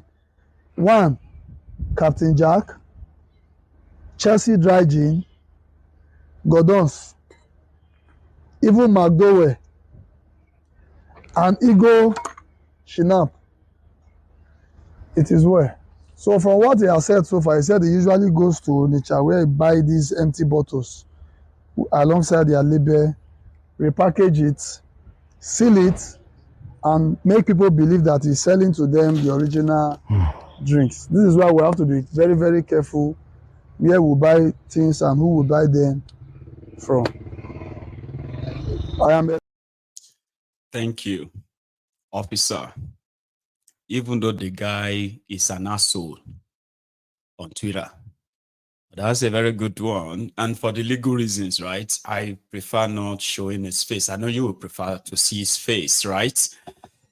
But for legal reasons, it's always ideal that way. In fact, interrogating him on camera and showing it to us, it's a Nigerian thing.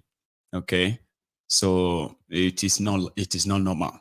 But yeah, we can manage that, Abi. We can manage that. But the point here is that a lot of people are suffering from, kidney failure, organ failure, and these are healthy people.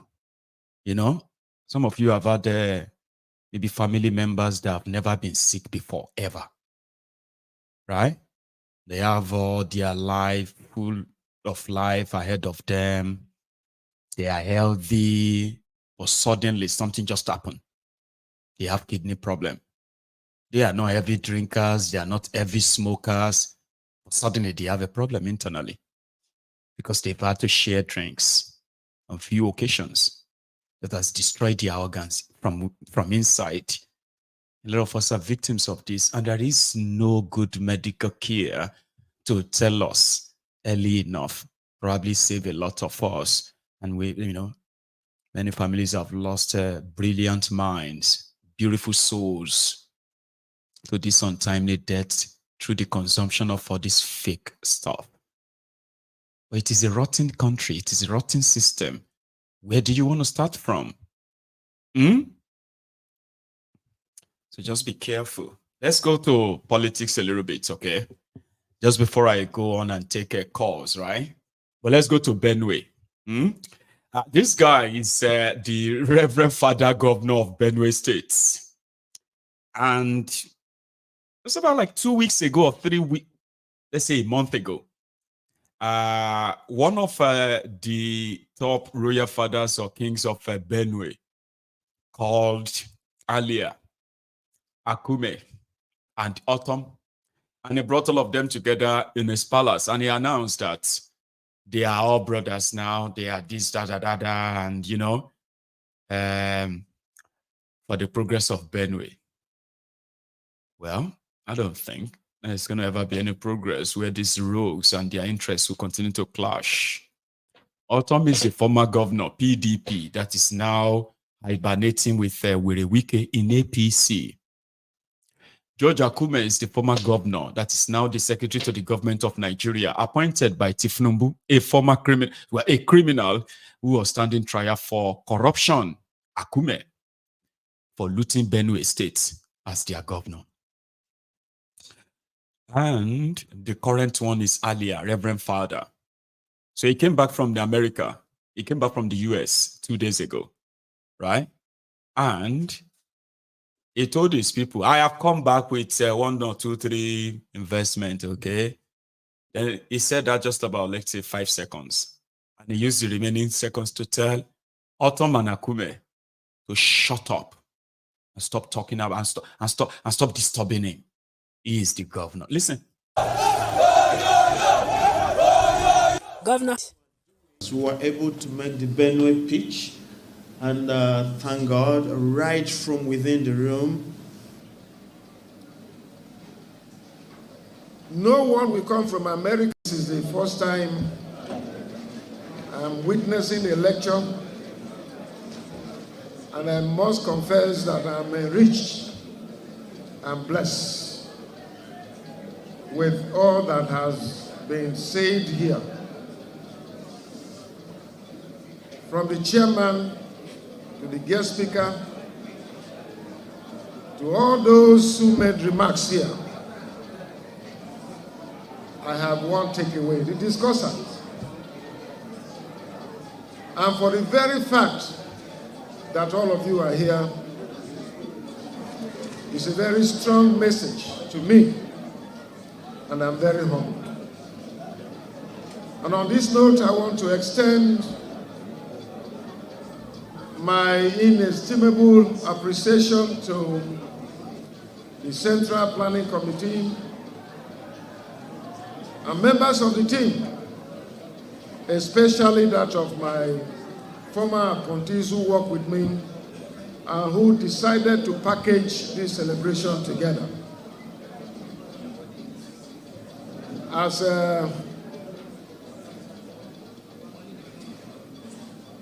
our learned old women in the village, we always say, I was taken unaware. I wasn't prepared for a celebration at 63.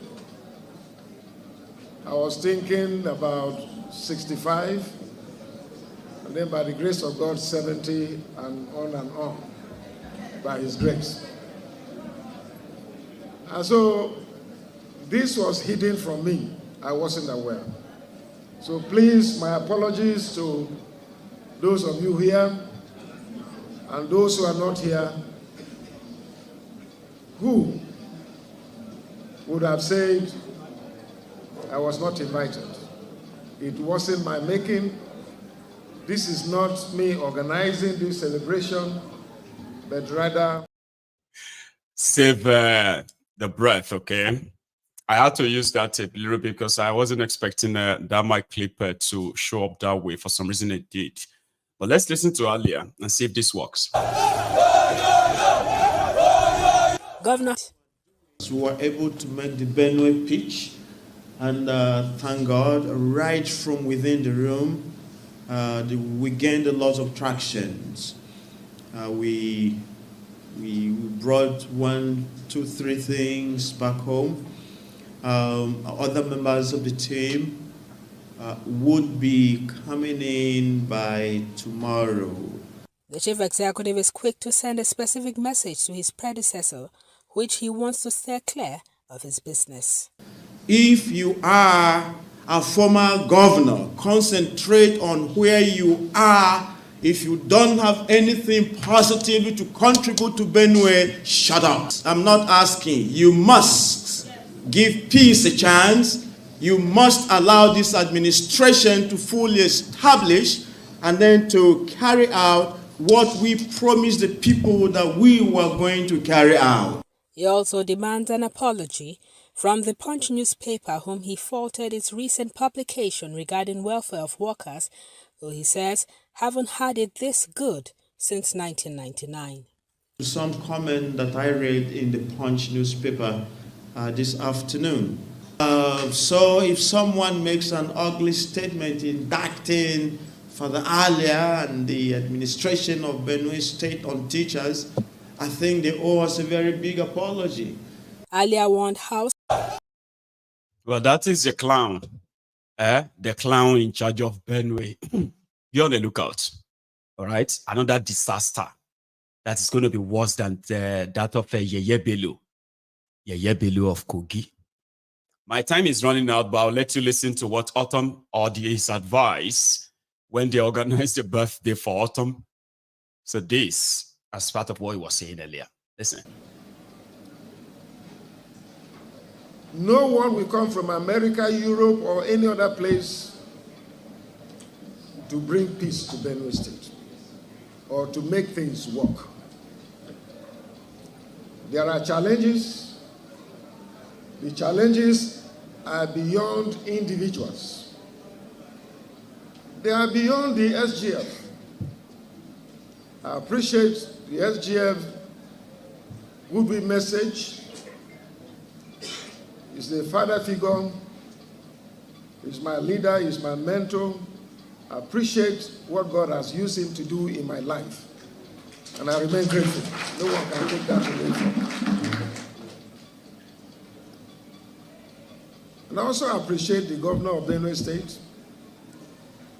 His goodwill message, second to the last paragraph. What he said, advising me as a statesman. It is important on this occasion to also return some words to him. That please, he's the father of the state. Benue State have never had an opportunity to have an SGF. The governor must sheet his word and find ways of working with SGF so that all of us can enjoy the dividends of having an AGF and having a governor in Benue State. Anybody who is advising him to work against SGF is not being sincere for the interests of the state. I want to, once again, I've told him before, we are all his subjects, we are available. Elections were for Nuisance, Lele. Without wasting much of your time, still on politics, it's the same thing also from River State. Another one who says, I am not going to govern River State on my knees, referring to the godfather, Wiki. That one said, shut up. That was what Alia said. But for Fubara, I am not going to rule on my knees, which means I no degree for anybody from this political front, yeah? Listen. I've said it over and over. It doesn't matter the number of people that are standing with me. I will stand on that side of truth.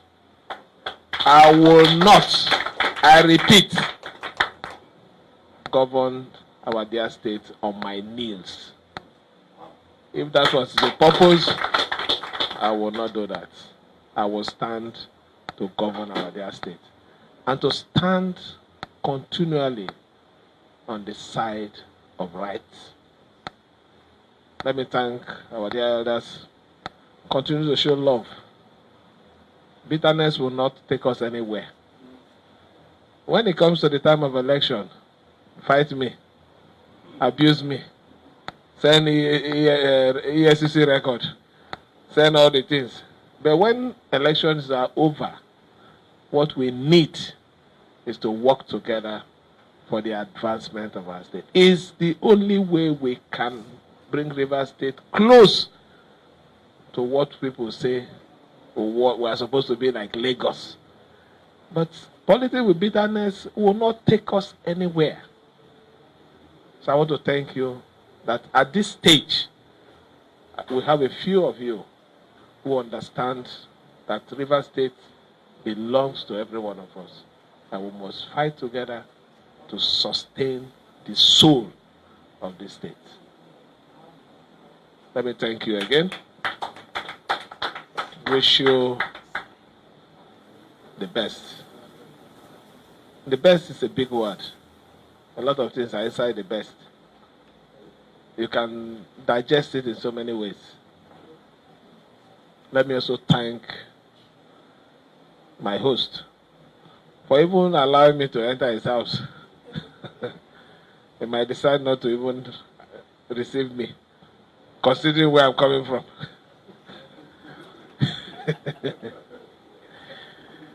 But I can see how large his heart is. And that is the heart. That's enough. And lastly, ladies and gentlemen, some of you have been hearing Ezibida. What's that his name again? Onofunuga. Ezibida Bayo Onofunuga, the special advisor to Thiefnubu on media as well as Facebook. A 68-year-old man who is a proud bigot. A 68-year-old grandpa, Bayo Onofunuga, somebody close to his grave, is still destroying this world. This same one, this same world that he's going to leave behind for his own children and children's children, right? He was comfortably lying. It seems that's all he does.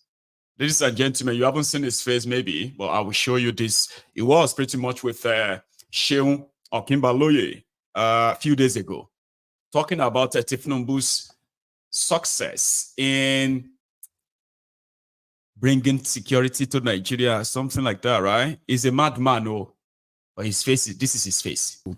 When you're making an analysis about how safe Nigeria is, you describe Nigeria as safest place to live in, one of the safest places to live in the world. There are those who ask, where is Mr. Bayo Ononuga getting his statistics from, considering some of the kidnap numbers, some of the violent crime and criminal activities that we have seen, at least in the last few months of President Tinubu government. Have you reconsidered that statement saying that Nigeria is the safest place in the world? Well, we are here today now in this studio. Don't we feel safe? When we talk about kidnapping, all this banditry, they are happening in very small corners of Nigeria. Even I was in Kaduna State last week. We felt safe in Kaduna. We didn't have any problem with banditry or terrorism or anything. We were in Kano. There was no problem in Kano. We were in Jigawa State. No problem in Jigawa State. You see, sometimes we exaggerate some of these things. Sometimes we paint the figure, the image that the entire country is under banditry or it's under terrorism, which is wrong. I'll give you a story. But the northern governors will disagree with you, Mr. Ononuga. In Nigeria, I went to Canada. I went to a supermarket to buy something. I was telling the cashier that to make it that she's trying to, a woman, that she's trying to cash a plane back to Nigeria. I didn't want to say, you are going back to Nigeria? That horrible place where they are killing people, where they are saying, no, going back to Nigeria. There's something wrong with Nigeria. Because the image, even our media, the image we portray is that all parts of Nigeria is under the bondage or under bandits. It is not true. Like I told you, he's a madman. That is him. Ezibida. Ezi is goat, so it's like an animal. So, but they say na bida stubborn e-goat. Here you get. So that is him. Onofunuga is a man that lacks scruples. He's he's a grandpa that lacks shame. As long as the price is right, he will lie. Somebody like Liar Mohammed. These are shameless, immoral people. Okay? And they don't talk with facts or numbers. No. They create scenarios. Right? He walks about with God knows the number of security they give to him. Being the special advisor to Thiefnubu. And for him, since there was no bandit to try to kidnap him, or Fulani terrorists shoot at his convoy when he flew in and flew out of the place, then the Nigeria is the safest place in the world. If you dispute that, that means you hate Nigeria. So if you become the victim, you get killed or kidnapped, where it's just you now. Does that mean that now that they have kidnapped your family member, does that mean that they have now kidnapped all Nigerians? Just manage it, okay? A lot of families have witnessed it, but that doesn't mean that Nigeria is not safe. Not be only your family member that kidnap. That is how it works. Shameless, immoral people. But their children will see all these videos, okay? And majority of them will never have the audacity to put their faces out there. We will get to that stage. Maybe then they do. We are writing them down. So thank you so much, everyone, for your time. And this is where I will sort of draw the curtain, right? But I think we should take calls tonight. How do I explain that I've got over 1,000, nearly 1,700 of us right now on YouTube, and I still have to kind of beg some of you to please leave that comment section and go on there and like the video, like the broadcast, take a break from all those typing, okay? Even if you actually really enjoy this, like all the time, you can subscribe to my channel too. So when I get back now, I'll take calls and the conversation will last another hour. And that could be you. The number is on the screen. I will be back in a minute.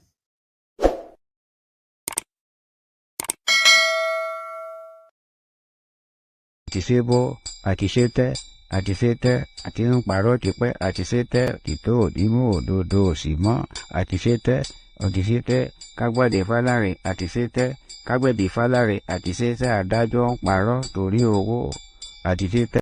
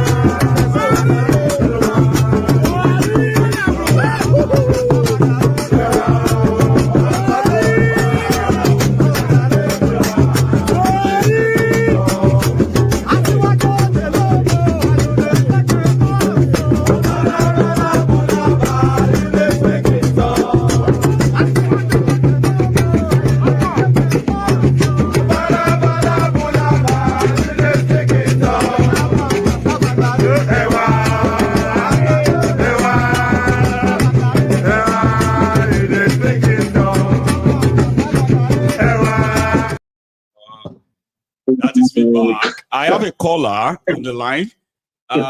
Is that Kinsley? That's what I saw the last time. It's kings. It is Kings. Bless you, mommy. How are you this evening, sir? Kings from LA. That is the Kings from LA, I know. I saw that and I was like, is that Kingsley or Kings? Okay, yeah, good enough. Baba, how are you today? Hi, very good. You're the general. You are the general. Tell me about undisputed. Undisputed. Kings. God will keep you, sir. Amen. God will keep you, sir. We'll need that. All of us will need that one. Hey, my good. I know this is your program supposed to enter episode and series, so maybe Netflix can enter discussion with you, honestly. Let me go back. Let me go back to what happened on Friday night. Right. You see that thing? You see that thing that happened in LMA? We are seeing it as accident. That thing is not accident. That thing is a terrorist attack. But we're seeing it as accident. It's not accident. We are treating it as an accident, even without any investigation. Yes. That's what I'm saying. Because ask yourself, that particular place, there's hold up 365 days of the year, every day there. The clock. So how can you say that? Yes, sir. Yesterday, while we're still talking about LMA, the reason why I didn't put this on here is because I'm trying to be very careful with this YouTube. I don't want to play into their hand, okay? But something happened in Abeokuta. Yes, sir. Things. If you see that explosion, if you see that in Agaso, it'd be like film, right? And that happened in Ogun State. Although one person died, but nobody is able to explain to us how did the gas truck enter a residential area and exploded. Tell me more. That is what I am telling you. This fella they are doing what they call subtle, soft target terrorist attack, and they are painting it as accidents. And all these things let me tell you why each time somebody dies in Nigeria, they will say statistics, because Nigeria, nobody has an address. From big man to poor man, no address. I don't know if you can see it on your what do you call it? Yeah. On your screen. Yes, I'm seeing it. Now, this is the moment to see if you can see it on your screen. Oh, hang on. I think it is too white. It's too bright. So I want to use this. Now you see this. See the explosion if anybody can notice, right? Yes. Yes. Did you see that fire explosion? That happened real life in a residential area in Ogun State, Abeokuta. But go on. So, because nobody has an address in Nigeria, there's no social security number, so they don't know anybody. Nobody has a name in Nigeria, no address, because you know people by their social security number, and with that you know who is who. That is why our Commonwealth is being taken away, because there is no statistics, there is no data. There's BIN, there's road safety, driving license, nothing. Maiyegun, none of them is Nigeria. You know, they are trying to do another ID card for the entire country. All this thing is game. And why is it game? Because nobody is. Let me tell you something. You know, you say that this thing is getting to these youths. Nothing is getting to them. Observe Nigeria. Once it's Wednesday, everybody wears the jersey of the club is supporting. Chelsea, Man U. You see a well-grown man in a bank wearing Chelsea Arsenal, bring out his chest. But those local teams that were playing in Nigeria, none of them has their jersey. ICC, 380, Rangers, none of them. You tell me it's the generation that is paying attention. No, they're not paying attention. They're carried away. From Premier League, if Premier League season end, they enter Niger Bet. If Niger Bet enter, they enter Big Brother Nigeria. Rubbish. If you go weekends, every weekend in Lekki and VI is a strip club everywhere. What are they taking? All of them are taking on drugs. You tell me is a generation that is thinking. They're not thinking. And this idea, there was something Judgeman said yesterday. I want to answer him that. You see this thing that Peter B won an election and told people to stay at home. is because he has tested the ice cream. If you test ice cream, you won't allow anybody to enter the street because of your business. If this man, you won an election, why would you tell people not to agitate for their rights?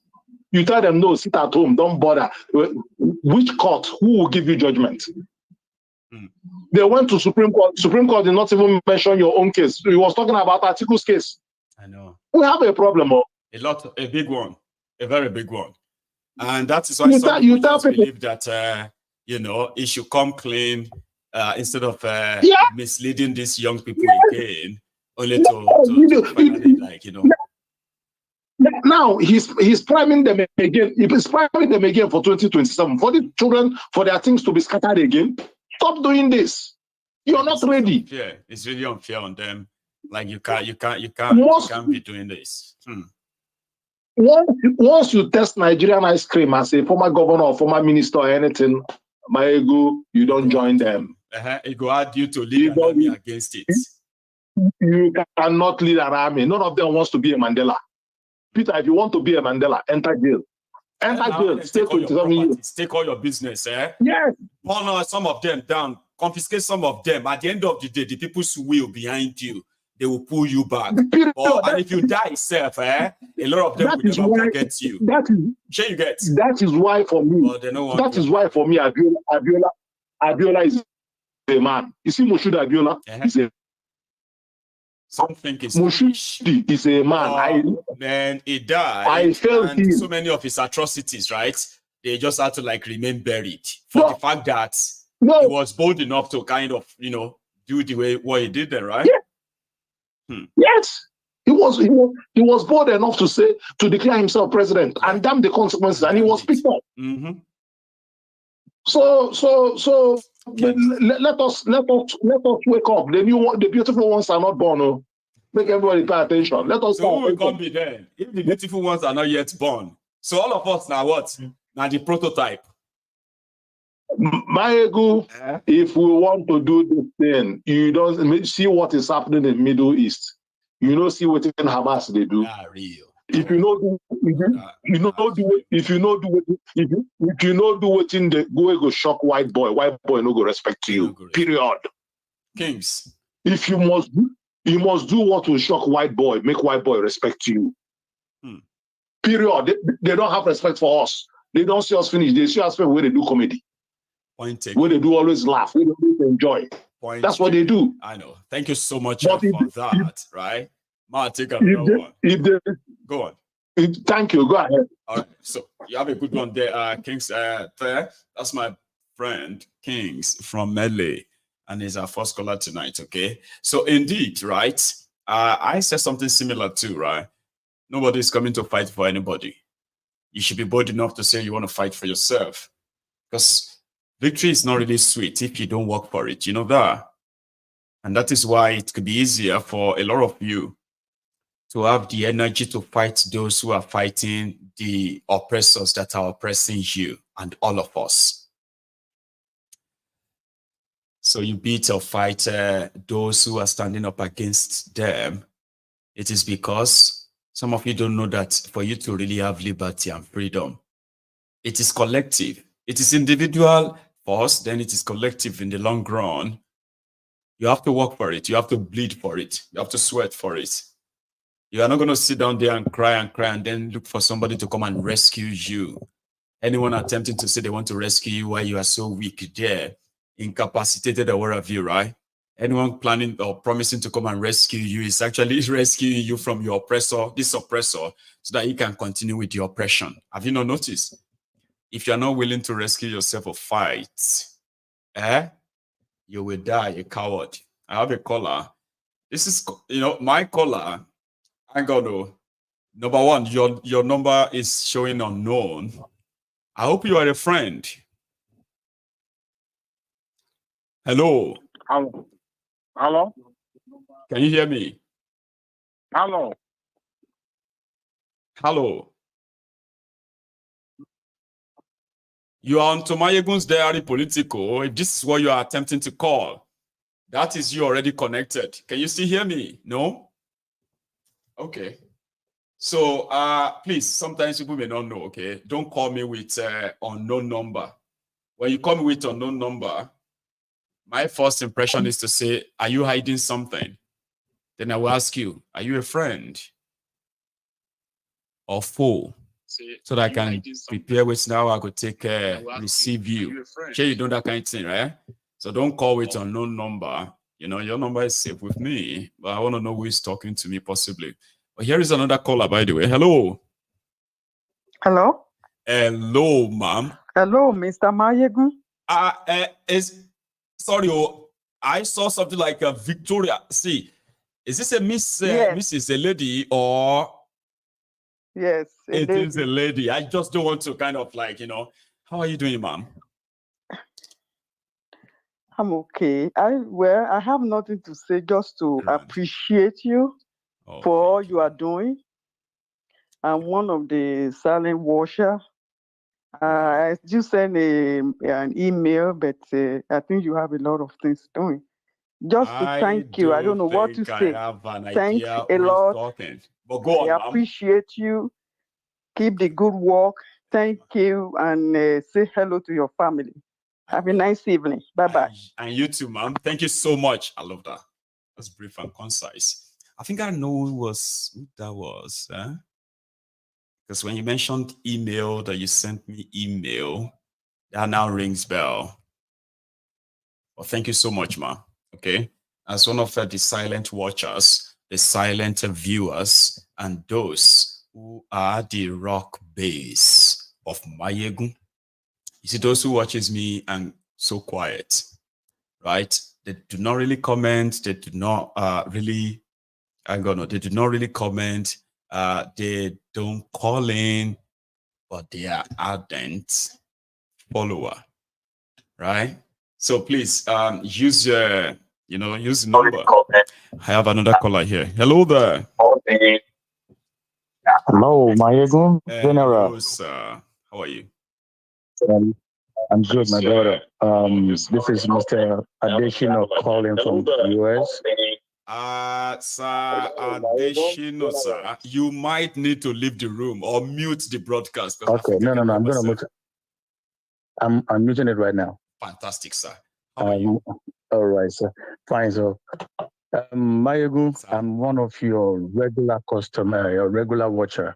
I never call. This is my first time of calling.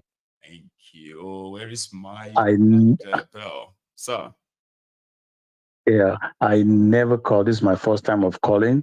Thank you. I so appreciate you for everything you do, my brother. I do appreciate you a lot. I appreciate you. In short, I am hoping to meet you one day, because I think I watched one of your programs last week, and you said you were planning to come to the US. I think you said probably about 2 months to come. Yeah, sometimes in July. Hopefully, they will let me come. Okay. Oh man, I would like to meet you. Honestly, I would like to meet you. See, sir, you have no idea how much I actually want to come to the US. I've never really felt anything before, right? So now, even like Egbekegbe and the rest of them are like, man, we are going to the US. You get what I mean? Oh. So I really do wish it works as I'm planning it. Hopefully, I will be there, and we can actually give ourselves a hug. Oh, Maiyegun, and I can say thank you so much for all the support. Yeah, Maiyegun, you don't know what you have done for me. You've really opened my eyes a lot. You've really opened my eyes a lot. Even when I was in Nigeria for December, I just came back, I think the March, 16 or so. Right. I watch you on my phone, and my children keep on, Daddy, what are you watching? I say, you can't understand. You can't understand what I've learned from this man.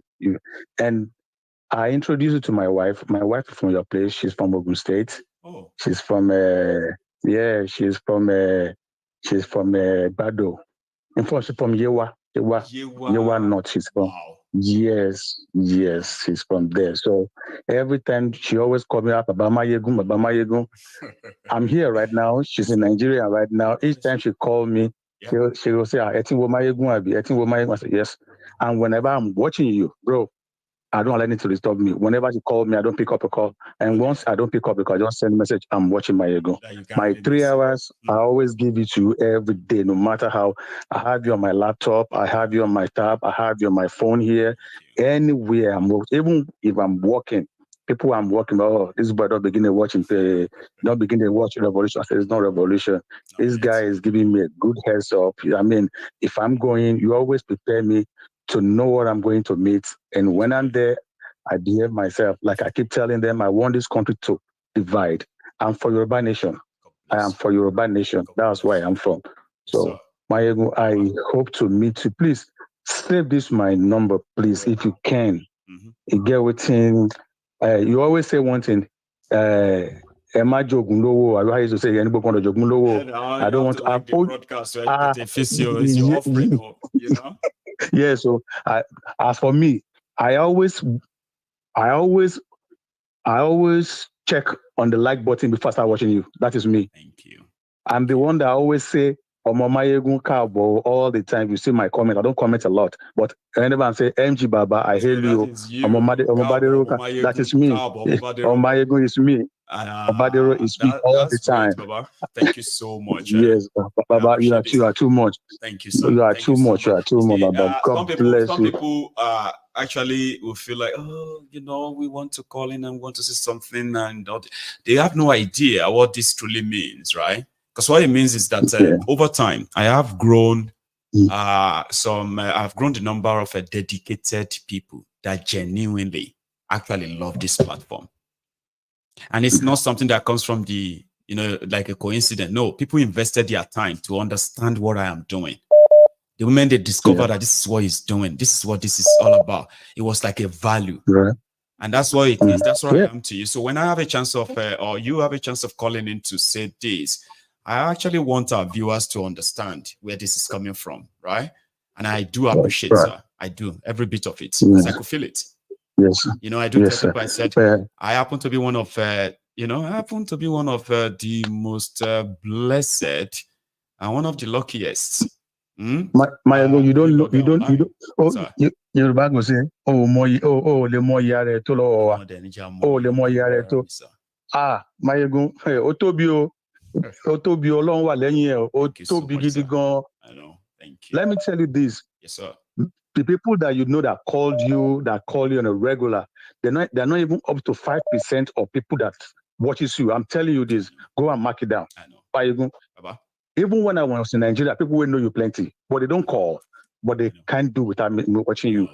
I even told my wife, look, I said, look, if you can't watch Maiyegun, you download this thing, watch it later. And she has been doing that. You know, I even told my son, so Maiyegun, you are too much. You are too much. Please, say this my number. Please, I don't owe Moti Jogunloko repete mo de fe son Ọlọ́run mi ni poro. Maiyegun mi ni poro. I think be 3 years ago. I was trying. I don't know if there was one time I sent. I'm not used to PayPal because in America here, I do take and do business one time. No favor me, and they say sometimes they are not too plain like that. You know. So that is why I like complicated, complicated. So I don't want it because I do business. I don't want anything to spoil into my account. I know because I send money back home all the time. I know this country, when you send money to a certain level, they keep on watching you. You don't know. So they will flag you. I don't want all those kind of things. So I prefer to send money to someone's account. So what I do is I send money to my people account in Nigeria. Then they send to all those people that you always help. So so there's I don't owe a lot, so I want to pay back to back. All those time you and Princess are going to Ibadan, go to here, Cotonou, all those things. I want to pay back to back. Please, please say this my number. Please, sir. Probably I'll just say hello, hi, so I will come back to it, sir. God will help me bless I would you, like sir. that. Please just send me hi right now, so I'll just click on it. I'll do that, sir. I'll do that. So, and thank you so much. Thank you for having the chance of coming to say this to me, and to everybody who is not really, they've not had the chance of saying it to me. I appreciate everything that every one of you contributes to everything I am involved in. Because honestly speaking, right, I couldn't have even become anything at all if not for all of this. I mean, I will never forget that. Well, thank you, Baba. Stay safe, eh? Have a good one, sir. All right, sir. Yes, sir. So that's one of you know, I told you that I've got this start here, right? And out of everybody who is watching Maiyegun, let me say this so before I continue, right? You see, I and my own peers, we are the majority here. If you are between the ages of 30 and 40, now we make up 27% of all of the subscribers on Maiyegun's Diary Politico YouTube. Do you understand? On Facebook, right? That same age bracket makes about 25% of people on my Facebook. You see, those of you who are between the ages of 20 to 30, you only make about 18% of the people on Maiyegun's Diary Politico. Now, let me shock you. You see those between the ages of 40 and 50 on Maiyegun's Diary Politico, they are just about 15, 16% as well. Not many. You know the shocker? The people between the ages of 50 and 70, they make up 23 to 24% of everybody on this platform. So when I see some people come around and like, you know, you don't have respect, I'm like, you don't know my followers. These are responsible elderly men and women. The people that have, you know, that I could be like grandchild to them. They sit down there, they agree with me. They agree not because they are not smart, but they understand the basic concept of life that says, you know, the wisdom of elders, as well as the curiosity and intelligence of the young ones are both needed to build a workable society. Which means it is the you know, as I put it earlier. And because of that, a lot of them actually respect me. When you have people who are old enough to be your father or grandfather, mother and grandmother, and they cherish me, they see me as their grandson, they see me as their son. Why? Because I was able to speak the way they would speak if they were my age. Some of them see themselves in me. That is something rare. And it's his number. I know be somebody who go say, now statistics will go shop. Statistics matter. When I address my audience, always remember, I know my audience. So if I say anything and you feel offended, you are not my audience. My audience don't get offended when I talk or say something about the criminals that pushed all of us to the wall. Right? Because they know that I'm saying the truth. Safio, only you this, sir. Elder Theophilus Oniyide, one of the veterans here. Baba, how are you today? I'm fine, thank you. How are you doing, brother? I am very well, sir. Surviving. So it's good to hear from you. Maiyegun, ní ọjọ́ tàná, ojúmọ́ kan èdè kan, ojúmọ́ kan àṣà kan, ojúmọ́ kan ọ̀rọ̀ kan. Lẹ́ẹ̀mẹ́fà o. Ẹ wá gbódùdù ọ̀rọ̀ Maiyegun o. Àwa ò ní kankan lẹ́ẹ̀mẹ́fà o. Ẹ wá gbọ́ òdodo Maiyegun. So it is every day new thing. Even though the whole message is right, it's always like towards the same point. The point that we will never stop proving to everybody who is still confused. We will never stop showing it to you why Nigeria is not working. Nigeria didn't work. Nigeria is not working, and it will never work. And it can never work. Every day. Never work. Break it up and save lives. Break it up and save lives. That's right. Break it up and save lives. God bless you. God will continue to strengthen you, my brother. Amen, God will continue to be with you, protect you, guide you, and give you that wisdom to continue doing what you know doing well. Amen. What?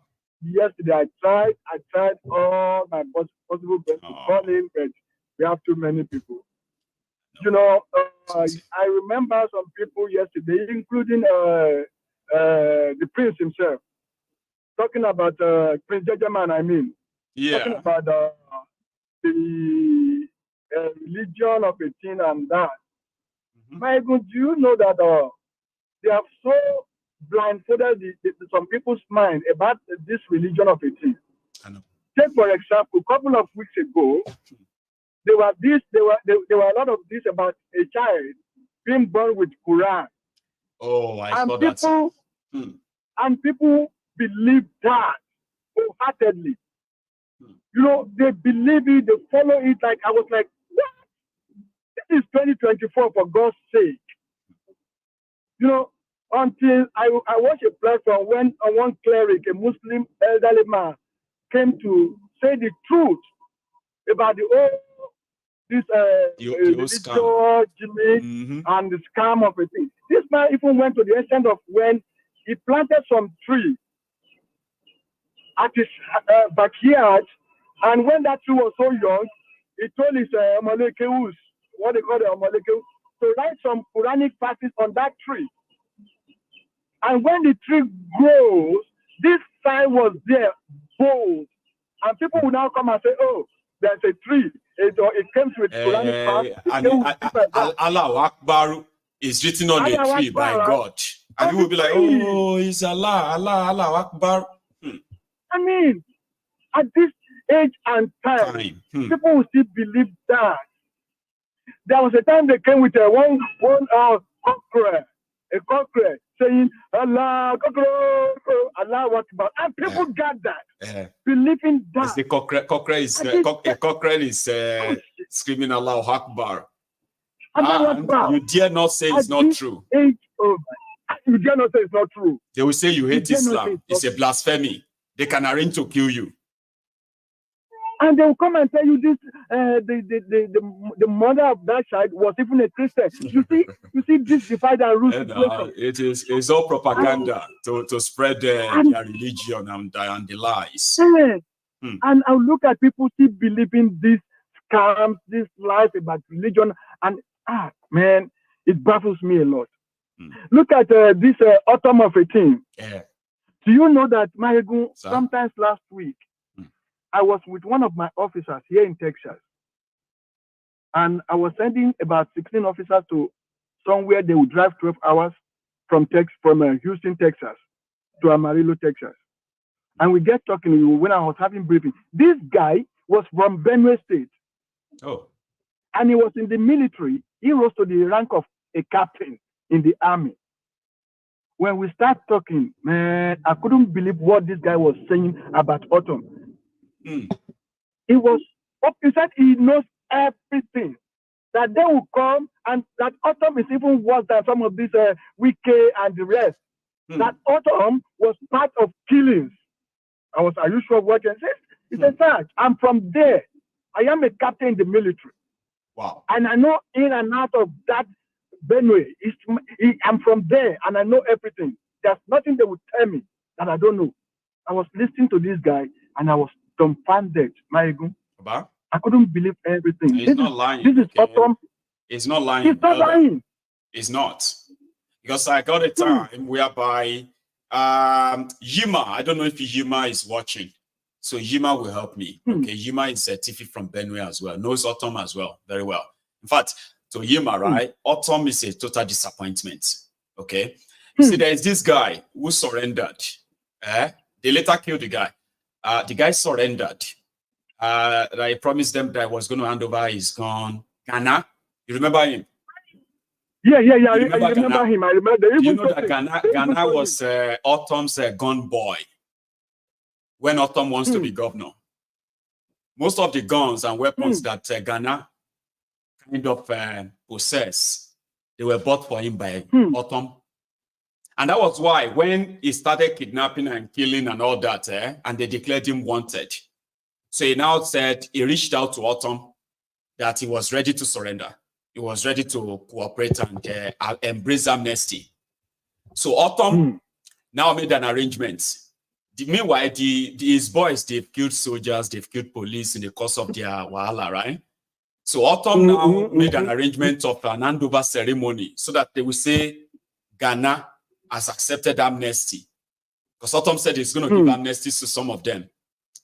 So the day Ghana was going to meet them at this point where Autumn has arranged. So Autumn was to grab him and take him to the military to say, see, we have settled. Meanwhile, he will now lead the military to the point of handover where all their weapons, all his boys, everybody will say, we embrace peace. But surprisingly, miscommunication. while his own boys were moving their weapons to the place they will meet with the governor and the military later, Ghana was moving to go and meet Autumn. On his way, the military hijacked him. They shot and killed him, like execution style. They've been looking for him. So around that time, Autumn just put up a face and decided to just go ahead with the amnesty for Ghana's boys. Some of them have heard that Ghana has been killed. They just scattered. Autumn is more evil. But again, they are the evil allowed in that contraption when you start picking them one by one. No lie, sir. That person didn't lie to you. At least I know about that. Yeah. Man, it's terrible. It's terrible. Maiyegun, I would love all the people in the Temple of Truth, yes, sir, to go and watch this movie on Netflix, War. Right. WAR. If they have time, they should. I watched that movie a while ago. I was like, so this is exactly what is going on in that country. Right. It's a terrible situation. On Netflix, yeah? War. On Netflix, War. Branch. War. Elder. Yeah. Elder Theo. Thank you, Maiyegun. God bless you, sir. Have a Thank nice you so much, okay? You have a good one, sir. You too. My regards to the family. They were here, and to yours too. Thank you. So thank you so much, everyone. We still do have another half an hour, by the way, and I think we should use it. Okay.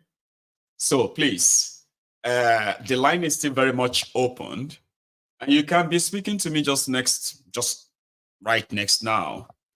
But please do go on and pay your offering, like the broadcast, and share it. By the way, right, I have more news for us. So, if everything goes according to plan, I will be possibly, launching that the Temple of Truth podcast.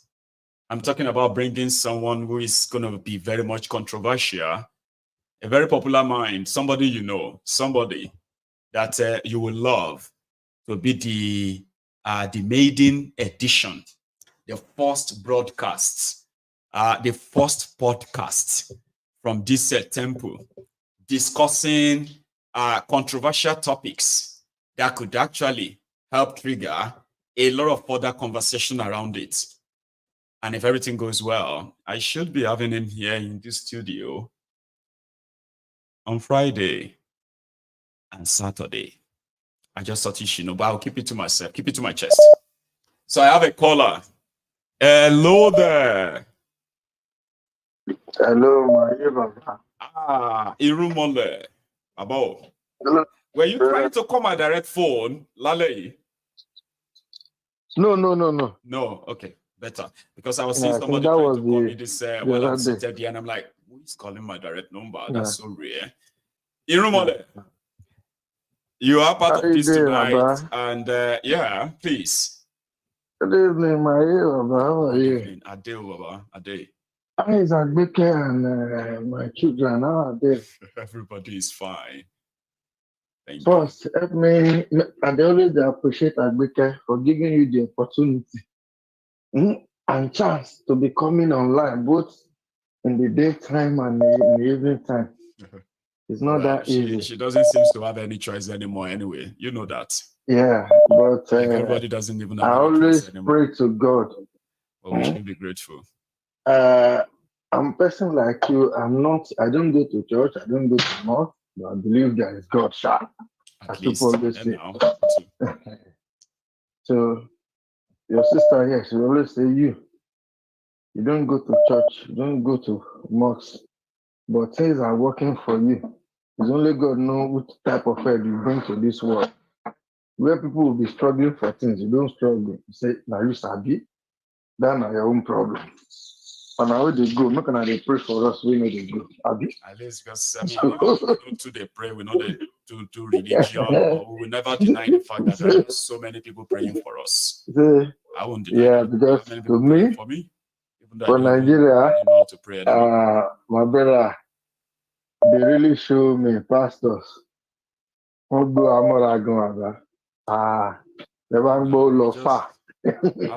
think it's about filling the void.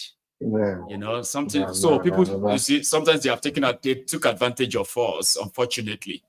But I don't want to kind of always blame myself for possibly being part of that for some time, okay? Because I believe that a lot of us, at a certain time in our lives, we could feel lost, okay? There's a void in us. Somehow we needed people to fill them. We can choose spiritual, others choose something else. But them taking advantage of us or taking advantage of the people by using their vulnerability, right, against them. That's the only one. Maybe say me I or not. Irumole. See, Baba, you are trying your best, but to me, may God Almighty that created us, that everybody believes in, allow them to hear. Right. All these shouts, talking. I'm talking about the Nigerian youths. You understand me? Because most of them, they pay attention to what they are not supposed to pay attention to. They major in minor and minor in major. Somebody said that. See, to me, paying attention to irrelevant. If you check on this, your program that you've been doing for the past over 10 years. If you check the average age that watch this your program, as you said the other time, I don't know, maybe it's this night or sometimes ago. When you check, it's we, because me, I'm in my early 50s. People from 40, late 40 to like over 60. All these youths that we are really even talking about, that they're supposed to rise up. You understand me? My brother, they are there watching Chelsea and Arsenal playing gamble and all sorts of things. Baba Jebu, Bet Nanja, you understand me? And at the end of the day, they will still come out, they'll be telling you, power, this and this and that. To me, I'm not mocking anybody. I'm just saying it. See, Baba, Baba, I'm telling you. They don't need to force anybody. No? You understand me? Something will trigger it. No. You don't need to tell anybody that come out. See, I'm begging all of us that is in the diaspora, people who have back home, don't say because they don't want to stand up. Whatever you have, still give them. Don't worry. When they suffer, and that suffer has gone to where they can't bear it again, they will come out by themselves. Nobody will tell them. Nobody will tell them. I tried to call him. You're welcome. I tried to call you some 3 days ago. Sorry, the last one. When this one guy was talking about the Chinese people. You understand me? The way they treated us back in India. Me, anybody that knows our background very well. My father is around Mango Cement. If you close in the evening, up to date, if I went to Nigeria, I always go to Nigeria, you know about that. I know. Up to date, if you want to know how the Chinese people, the Chinese company, I will mention the name of the companies for you. Company like Wahoo, Universal, Unico, all those places, Baba, I don't work there as casual work. You won't believe it. Wahoo, where them was reach, if person cut hand or cut anywhere or get any serious injury inside that country, Baba, make I tell you the hospital then they use. Where? The hospital they for cement area. Then they call the name of the hospital Whitechapel. Is that a good hospital? They don't have any hospital around that area. But the Chinese people and some of those our Niger Oga, their own hospital they are using is around Adeni Jones there. Is it Adefemi Olufemi Hospital? But any casual person that won't, Baba, even though if you want that, check from Obakra is that to Whitechapel. That's what I want to even know. Like, Is that like a substandard one that all of Nano say or more? Baba, this hospital me I dey tell you, now the up now the hospital. The remaining 2 flats for back, people they live there. Oh, others where they rent a second floor, they can Baba. do a clinic. Baba, well, I beg, go, Maiyegun, look, I leave you. No be today. That is why I say, when people, we will say opportunity wrong, fine. But then we no say opportunity wrong. When the suffer enter body. You know, when the bedu enter body, then help me greet Agbege and everybody. Good night. God bless you, sir. You see, one thing about the platform is about people sharing their own personal experiences. Because, you know, you have to have something that is relatable before you can understand Maiyegun's diary Politico. If you're not from our world, most of what we say on this platform is they're gonna be sounding to you like, is that even possible? Because you can relate. You have to be able to relate. Whether you are in Nigeria now or you are not in Nigeria, you must be able to relate before you can react properly. I don't want you to be reacting to the developments in that contraption from your own comfort zone.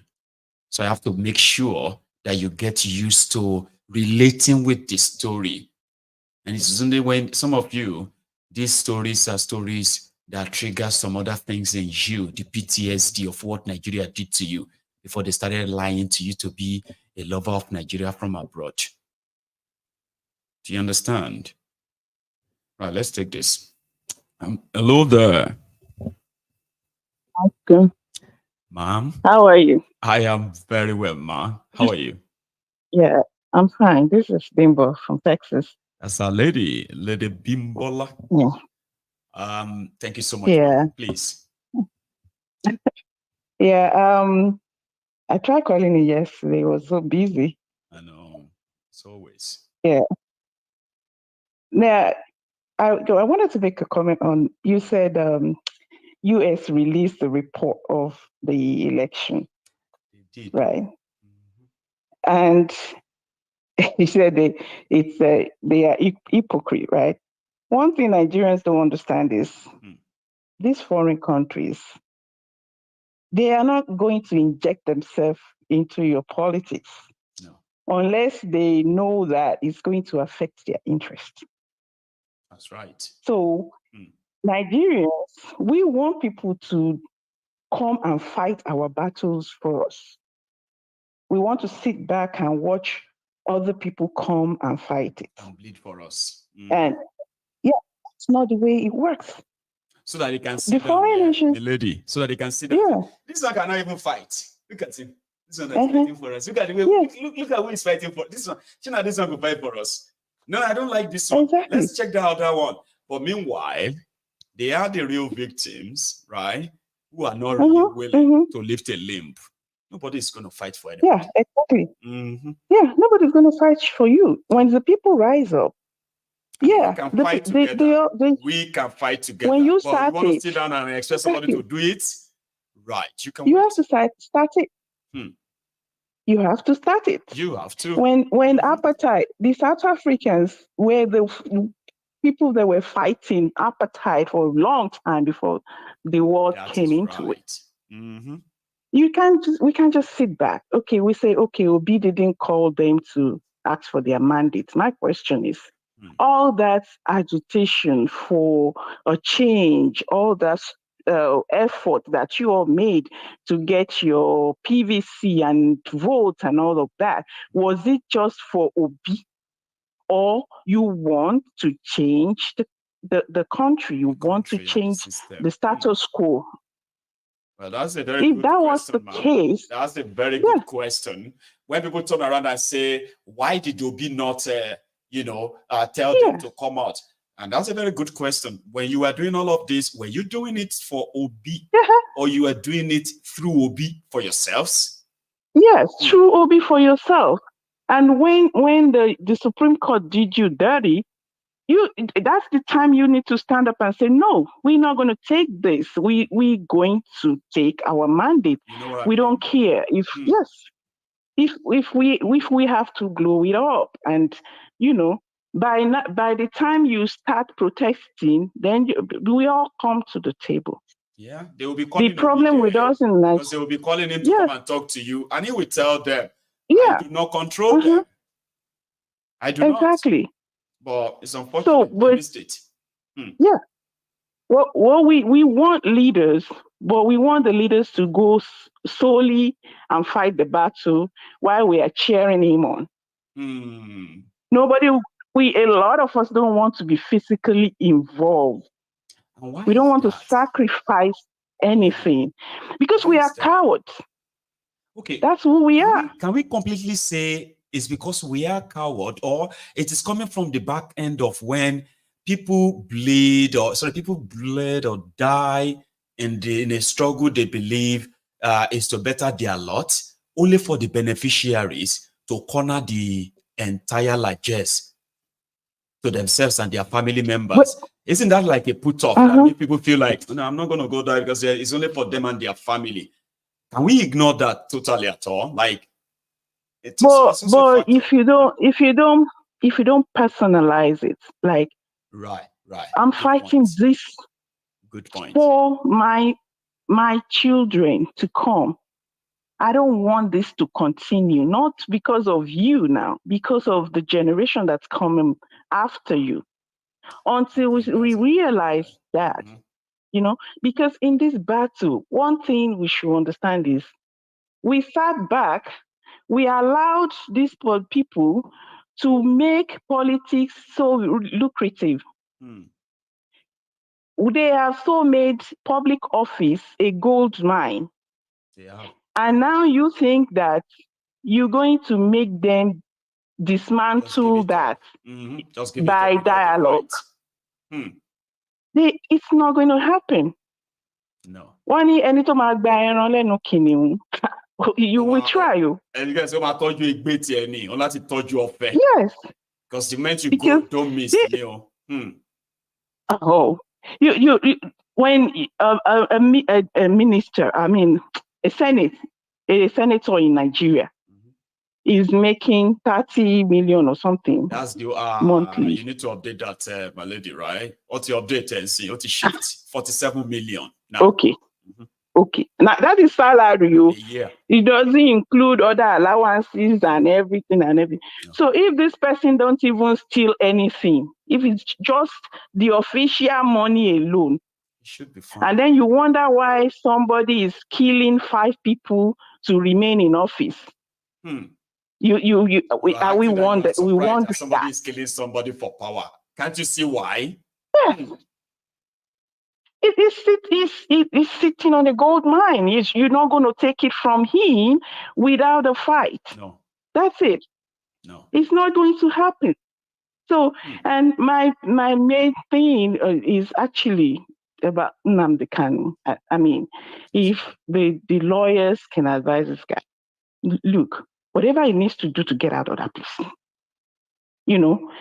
if he has to, agree with them that he's going to drop this struggle, just for the man to get out of the place, go and take care of his health.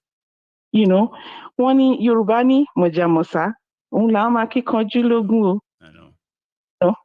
Because Akikoju to ba moja ti o mosa, o ma bogun lo ni. He needs, he needs to understand that this Biafra movement was started by Ojukwu, not him, right? And at a point, the man had to drop it because he realized that his people, the people that he was fighting for, are not ready. They are just not ready. The same with Yoruba Nation. We have to get to the stage where everybody is ready to go into the struggle with everything they have. And I'm not talking financial now. Everything. Because when I'm seeing whenever that man goes to court, even in solidarity for Igbo people to even show up there. I mean, even if just the streets that the whatever Black Maria or the car is going to take him to the court, if he sees people standing there in solidarity, just standing, at least he will feel, like stronger, like, okay, I'm fighting a good cause. But it seemed to me, it seemed just alone. Okay. They said the man is a citizen of Britain, or I don't know how far that is true. Okay. What effort have they made through even the house in Britain, the politicians in Jesus, to get this man? It is like, hey, let me add few things, Bam, right? Before on that topic, yeah. Okay, let me add few things.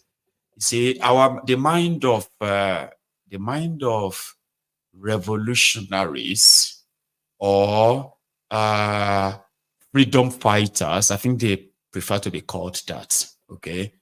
And they are so different, ma'am. There are fake ones, right? Who are not really prepared for the ultimate price of even dying. We see people who die, they are called freedom fighters. They are usually called mad people. You get what I mean? Like, you have to probably like be totally like out of this world that people will have to see you as insane. That somebody, but it is not how they see it. In fact, the only reason why they believe they are still alive, or why they are alive, is it's a purpose for them. You get that? But you see that point you made about people not showing enough, okay, to at least prove that his fight is worth it. It's also debatable. You get that now? There are so many circumstances that makes it all complicated. For example, you mentioned Britain now. Is British. Their silence is to tell you that they are complicit. You get that now? Nigeria is not doing this without their consent or their involvement. So that then tells you the extensiveness of this. That him renouncing Biafra is not enough to give them peace. Do you get that, ma'am? Because somebody like that, who don't renounce, is in them. Like, you rather kill them than expect them to compromise. And that makes them like mad people. Where people will say, you mad, the people that you are even doing it for don't care. They are not doing it for the people that you are seeing. They are doing it for most of the people you don't see. That's all I can really put to it, right? So what we can then do, like you pointed out, Ma, right? Is they say we can strategize. Strategy. Yeah, encourage people to understand that they need to do more than this for this man. When you're dealing with politicians, you have to also be crooked a little bit. Yeah. That you have to know how to play their games with them. Okay? So the most ideal thing is never get into their trap. You get that? Yeah. So like, don't ever when you get into their trap, get into their gallows. My dear, it's a word of mouth. No, they won't control you, but they have upper advantage because you are there. You are there. My thing is, if I tell you, okay, I'm not going to do the struggle again, I'm not going to, and just to get me out of that place, you can't stop me from continuing when I'm out of your. You can't stop me, right? No, they can't. Because yeah, but that is. You unless they want to hold him down in Nigeria. No, there will be conditions. You don't just tell them and say, okay, fine, I'm not doing it again. Oh yeah, let me go. That's not how it works. Okay. There are going to be some things. What condition are they going to get from him? Like, there are going to be some compromising things. Like what? If you talk about they will destroy really my people image. Going free, no, they will destroy his image. That image, you see the reason why Nnamdi Kanu is still something that we talk about today, right? Is because he has chosen not to go that path yet. Okay? Because everything they can do to destroy that image, that even the IPOB, when they see him, they won't touch him. He will give them that free of charge. They are not just going to say, okay, he said he won't do it again. Oh, yeah, go. You get what I mean, ma'am? But see, I understand. Yeah. I understand your concern. By the way, don't think I'm actually like of trying to override. Yeah, I know. Of course, I know understand what you're saying. I just want you to understand more that there is always more to it than Yeah, dealing with it that easy way. Go on. Yeah, but like I am looking at there are ways, even the Igbos, the influential ones that are in this government, they can actually negotiate his bail, even if they just keep him in Nigeria like they did Shore. But it won't be locked up that way, right? And that way he can have access to his medical care and all that, and he will still be there, right?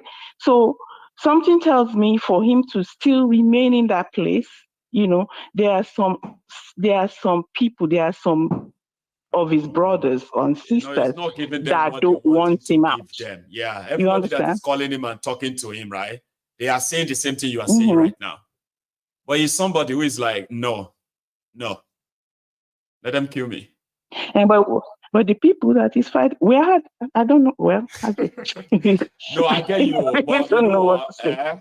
At the end of the day, right? At the end of the day, with the Nigeria that we know, okay, he's not killed yet, and we have people who are already sort of mocking him and mocking the struggle, right? And like you said, a living hero is probably better than a dead, fighter somehow, right? Yeah, we'll leave it at that, ma'am. And then let's keep the fingers crossed, because they don't really see things our way all the time, Yeah. But anyway, thank you, Maiyegun. Thank you for raising that, ma'am. You have a good evening. We enjoy you every day. Yes, ma'am. You too. You have a good one. And this is supposed to be me rounding up right there. That's an interesting conversation I just had there with Lady Bimbo from Texas. He is concerned, and genuinely so. There are so many people that are so tired of this whole thing. And watching an innocent man go through that kind of hellish treatment, it is so unfair. Okay? In a contraption where murderers, terrorists, people who have carried out genocides are said to be pardoned by a crooked system. And somebody that is asking is people to come together and defend themselves against the Fulani incursion and invasion became the target of the criminal government of Nigeria. And then you're watching them do this to him. He hasn't killed anyone. He hasn't committed any crime. The only crime the only thing is done that they are criminalizing is the fact that it's asking the Biafrans to stand up and demand for Biafra, an independent Republic of Biafra, peacefully. Called his own people together and said, we need to defend our land or else we will be killed by these marauders. All this makes him a target. And the political class of Eastern Nigeria, who is behind all of this, by the way, because he saw him as a bigger threat. They hope he will never discover the kind of power he has over the people. So put him away, kill him, destroy him, whatever you can. But they are all living on a borrowed time. Okay? So I understand where Lady Bimbo is coming from, watching an innocent man who have done nothing, suffer that much. So sometimes you might just be like, okay, let me just call the mad people. Let me call that madman my husband so that at least it will let me go. But it's more complicated than that. There are many interested parties, and we have no idea all of them. Okay, interested parties in the sense that foreign hands that are pulling all these strings. Okay, but without the local hands, the foreign hands can't pull anything. And that's why I keep saying, when the Igbo political class understand what they are doing to the generation of Igbos by orchestrating the illegal kidnapping and detention of Nnamdi Kanu, and they think it's going to probably be peaceful henceforth. They have no idea what they are hurting or who they are hurting. They are hurting the generations unborn that they are stylishly enslaving for the contraption called Nigeria. Dr. Agbede. Oh, my son, Maiyegun, how are you? I was like, doctor, don't pay you care, but I was like almost rounding up. But you were so there. Okay, I'll take it because somebody asked of you yesterday. Now, how is Dr. Agbede? Okay, I was like, oh, he's watching. I haven't spoken to him in about a few days. Maiyegun, how are you? Keep up your excellent work. I will. You are doing a great job. Keep it up. Keep it up. Keep it up. Although those people, they're very immune to everything that they just keep it up. Don't worry. Keep it up. Keep it up. And don't forget, next week Sunday is my birthday. So that's my next birthday. Birthday, 5th of May. That is going to be 5th of May. Yeah, 5th of May. 5th of May. I'll be 60. So Dr. Agbede will be 60 on the 5th of May. Everybody, mark your calendar. Sunday next week. The doctor. Mark your calendar. Mark your calendar. Mark your calendar. Mark your calendar. You don't want to be reminded. Mark your calendar. 5th of May. Yeah, please mark your calendar. Now, the last caller, the lady was said something about coward. That people are coward. No, people are not coward. Though they are not coward. It is because that in the past, people that they dealt with in the past, like Professor Ayodele Awujobi. The man died when he was just 49 years old. A great professor, 49 years old. I'm telling you. Okay, look at Bola Ige. Yes, they kill him. Okay, look at Bola Ige. Look at Delegiwa. Look at Delegiwa. I'm telling you. So people are not coward, but because of the consequence. In fact, if you can survive, it's about 1/1 million probability. It's true. It's true. Okay, look at you, Maiyegun. About 2 occasions, when God said that your time is not ready yet. It's true. When they wanted to use Kim Jong-un's method, I told you. You see? Yes. Kim Jong-un. I told you now.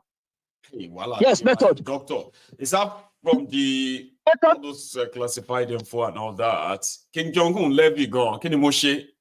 I know the method that he used for his half brother. I'm telling you. And all of that, or maybe because you are running to me in the mall. I know they go mall.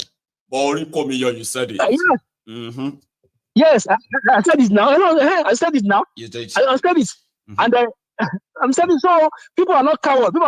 But I'm telling you, people are not coward. But I'm okay. Anyway, I'm telling you, Maiyegun, just do your because continue. Continue to try. Yes, you are a threat to them. You are a threat to them. Continue. Don't worry. I will. You are covered by the blood of Jesus. Don't worry. Yes. We are backing you up. I'm backing you up. Enough like personally.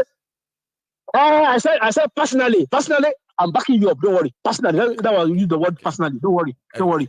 All classified. All classified. Classified. Yes. Sir, thank you so much. So don't forget. It's good to hear from you. Don't forget. Next week Sunday, my birthday. Thank you so much. God bless you. So, Dr. Agbede, you have a good one, sir. Thank you so much for your time. Now, listen, our time is really up now. Let's go to bed, okay? And you, that is already in bed, now you can possibly roll over and get yourself to sleep. And to those of you who are just approaching your own evening, I advise get that dinner sorted, okay? And eat light. Don't eat heavy. Go into bed. Don't forget to like this video as well. I will see you tomorrow. Good night.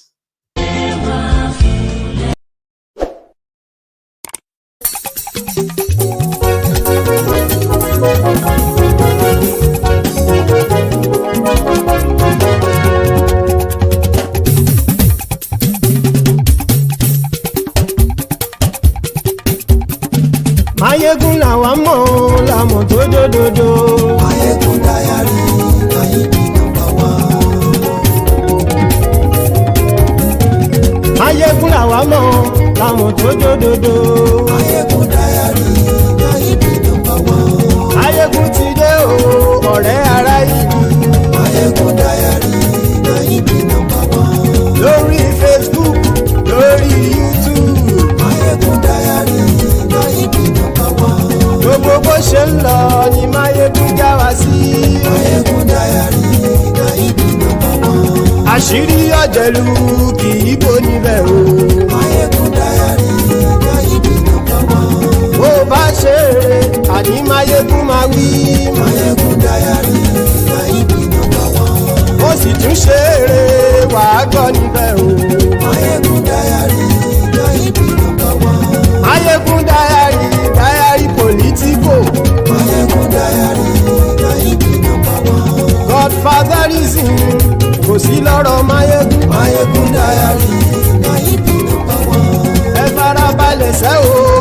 lọ́rọ̀ lẹ́nu o. Maiyegun diary na you be number one. Àní Maiyegun làwa mọ̀ o làwa mọ̀ tó dòdòdò. Maiyegun diary na you be number one.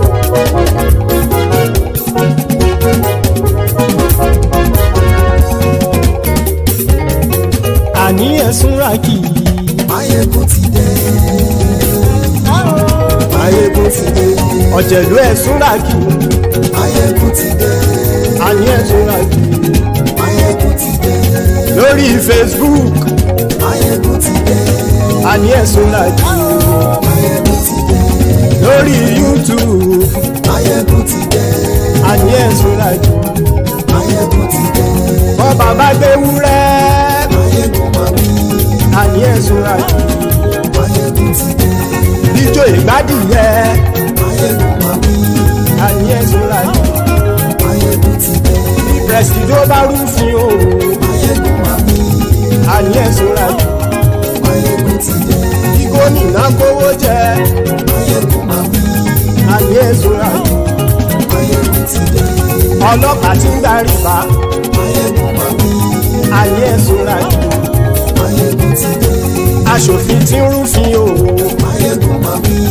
Àní ẹ̀sùn ràkì. Maiyegun ti dé. Òpùrọ́ olóṣèlú. Maiyegun máa wí. Àní ẹ̀sùn ràkì. Maiyegun ti dé. Ọ̀jẹ̀lú ẹ̀sùn ràkì. Maiyegun ti dé. Àní ẹ̀sùn ràkì. Maiyegun ti dé.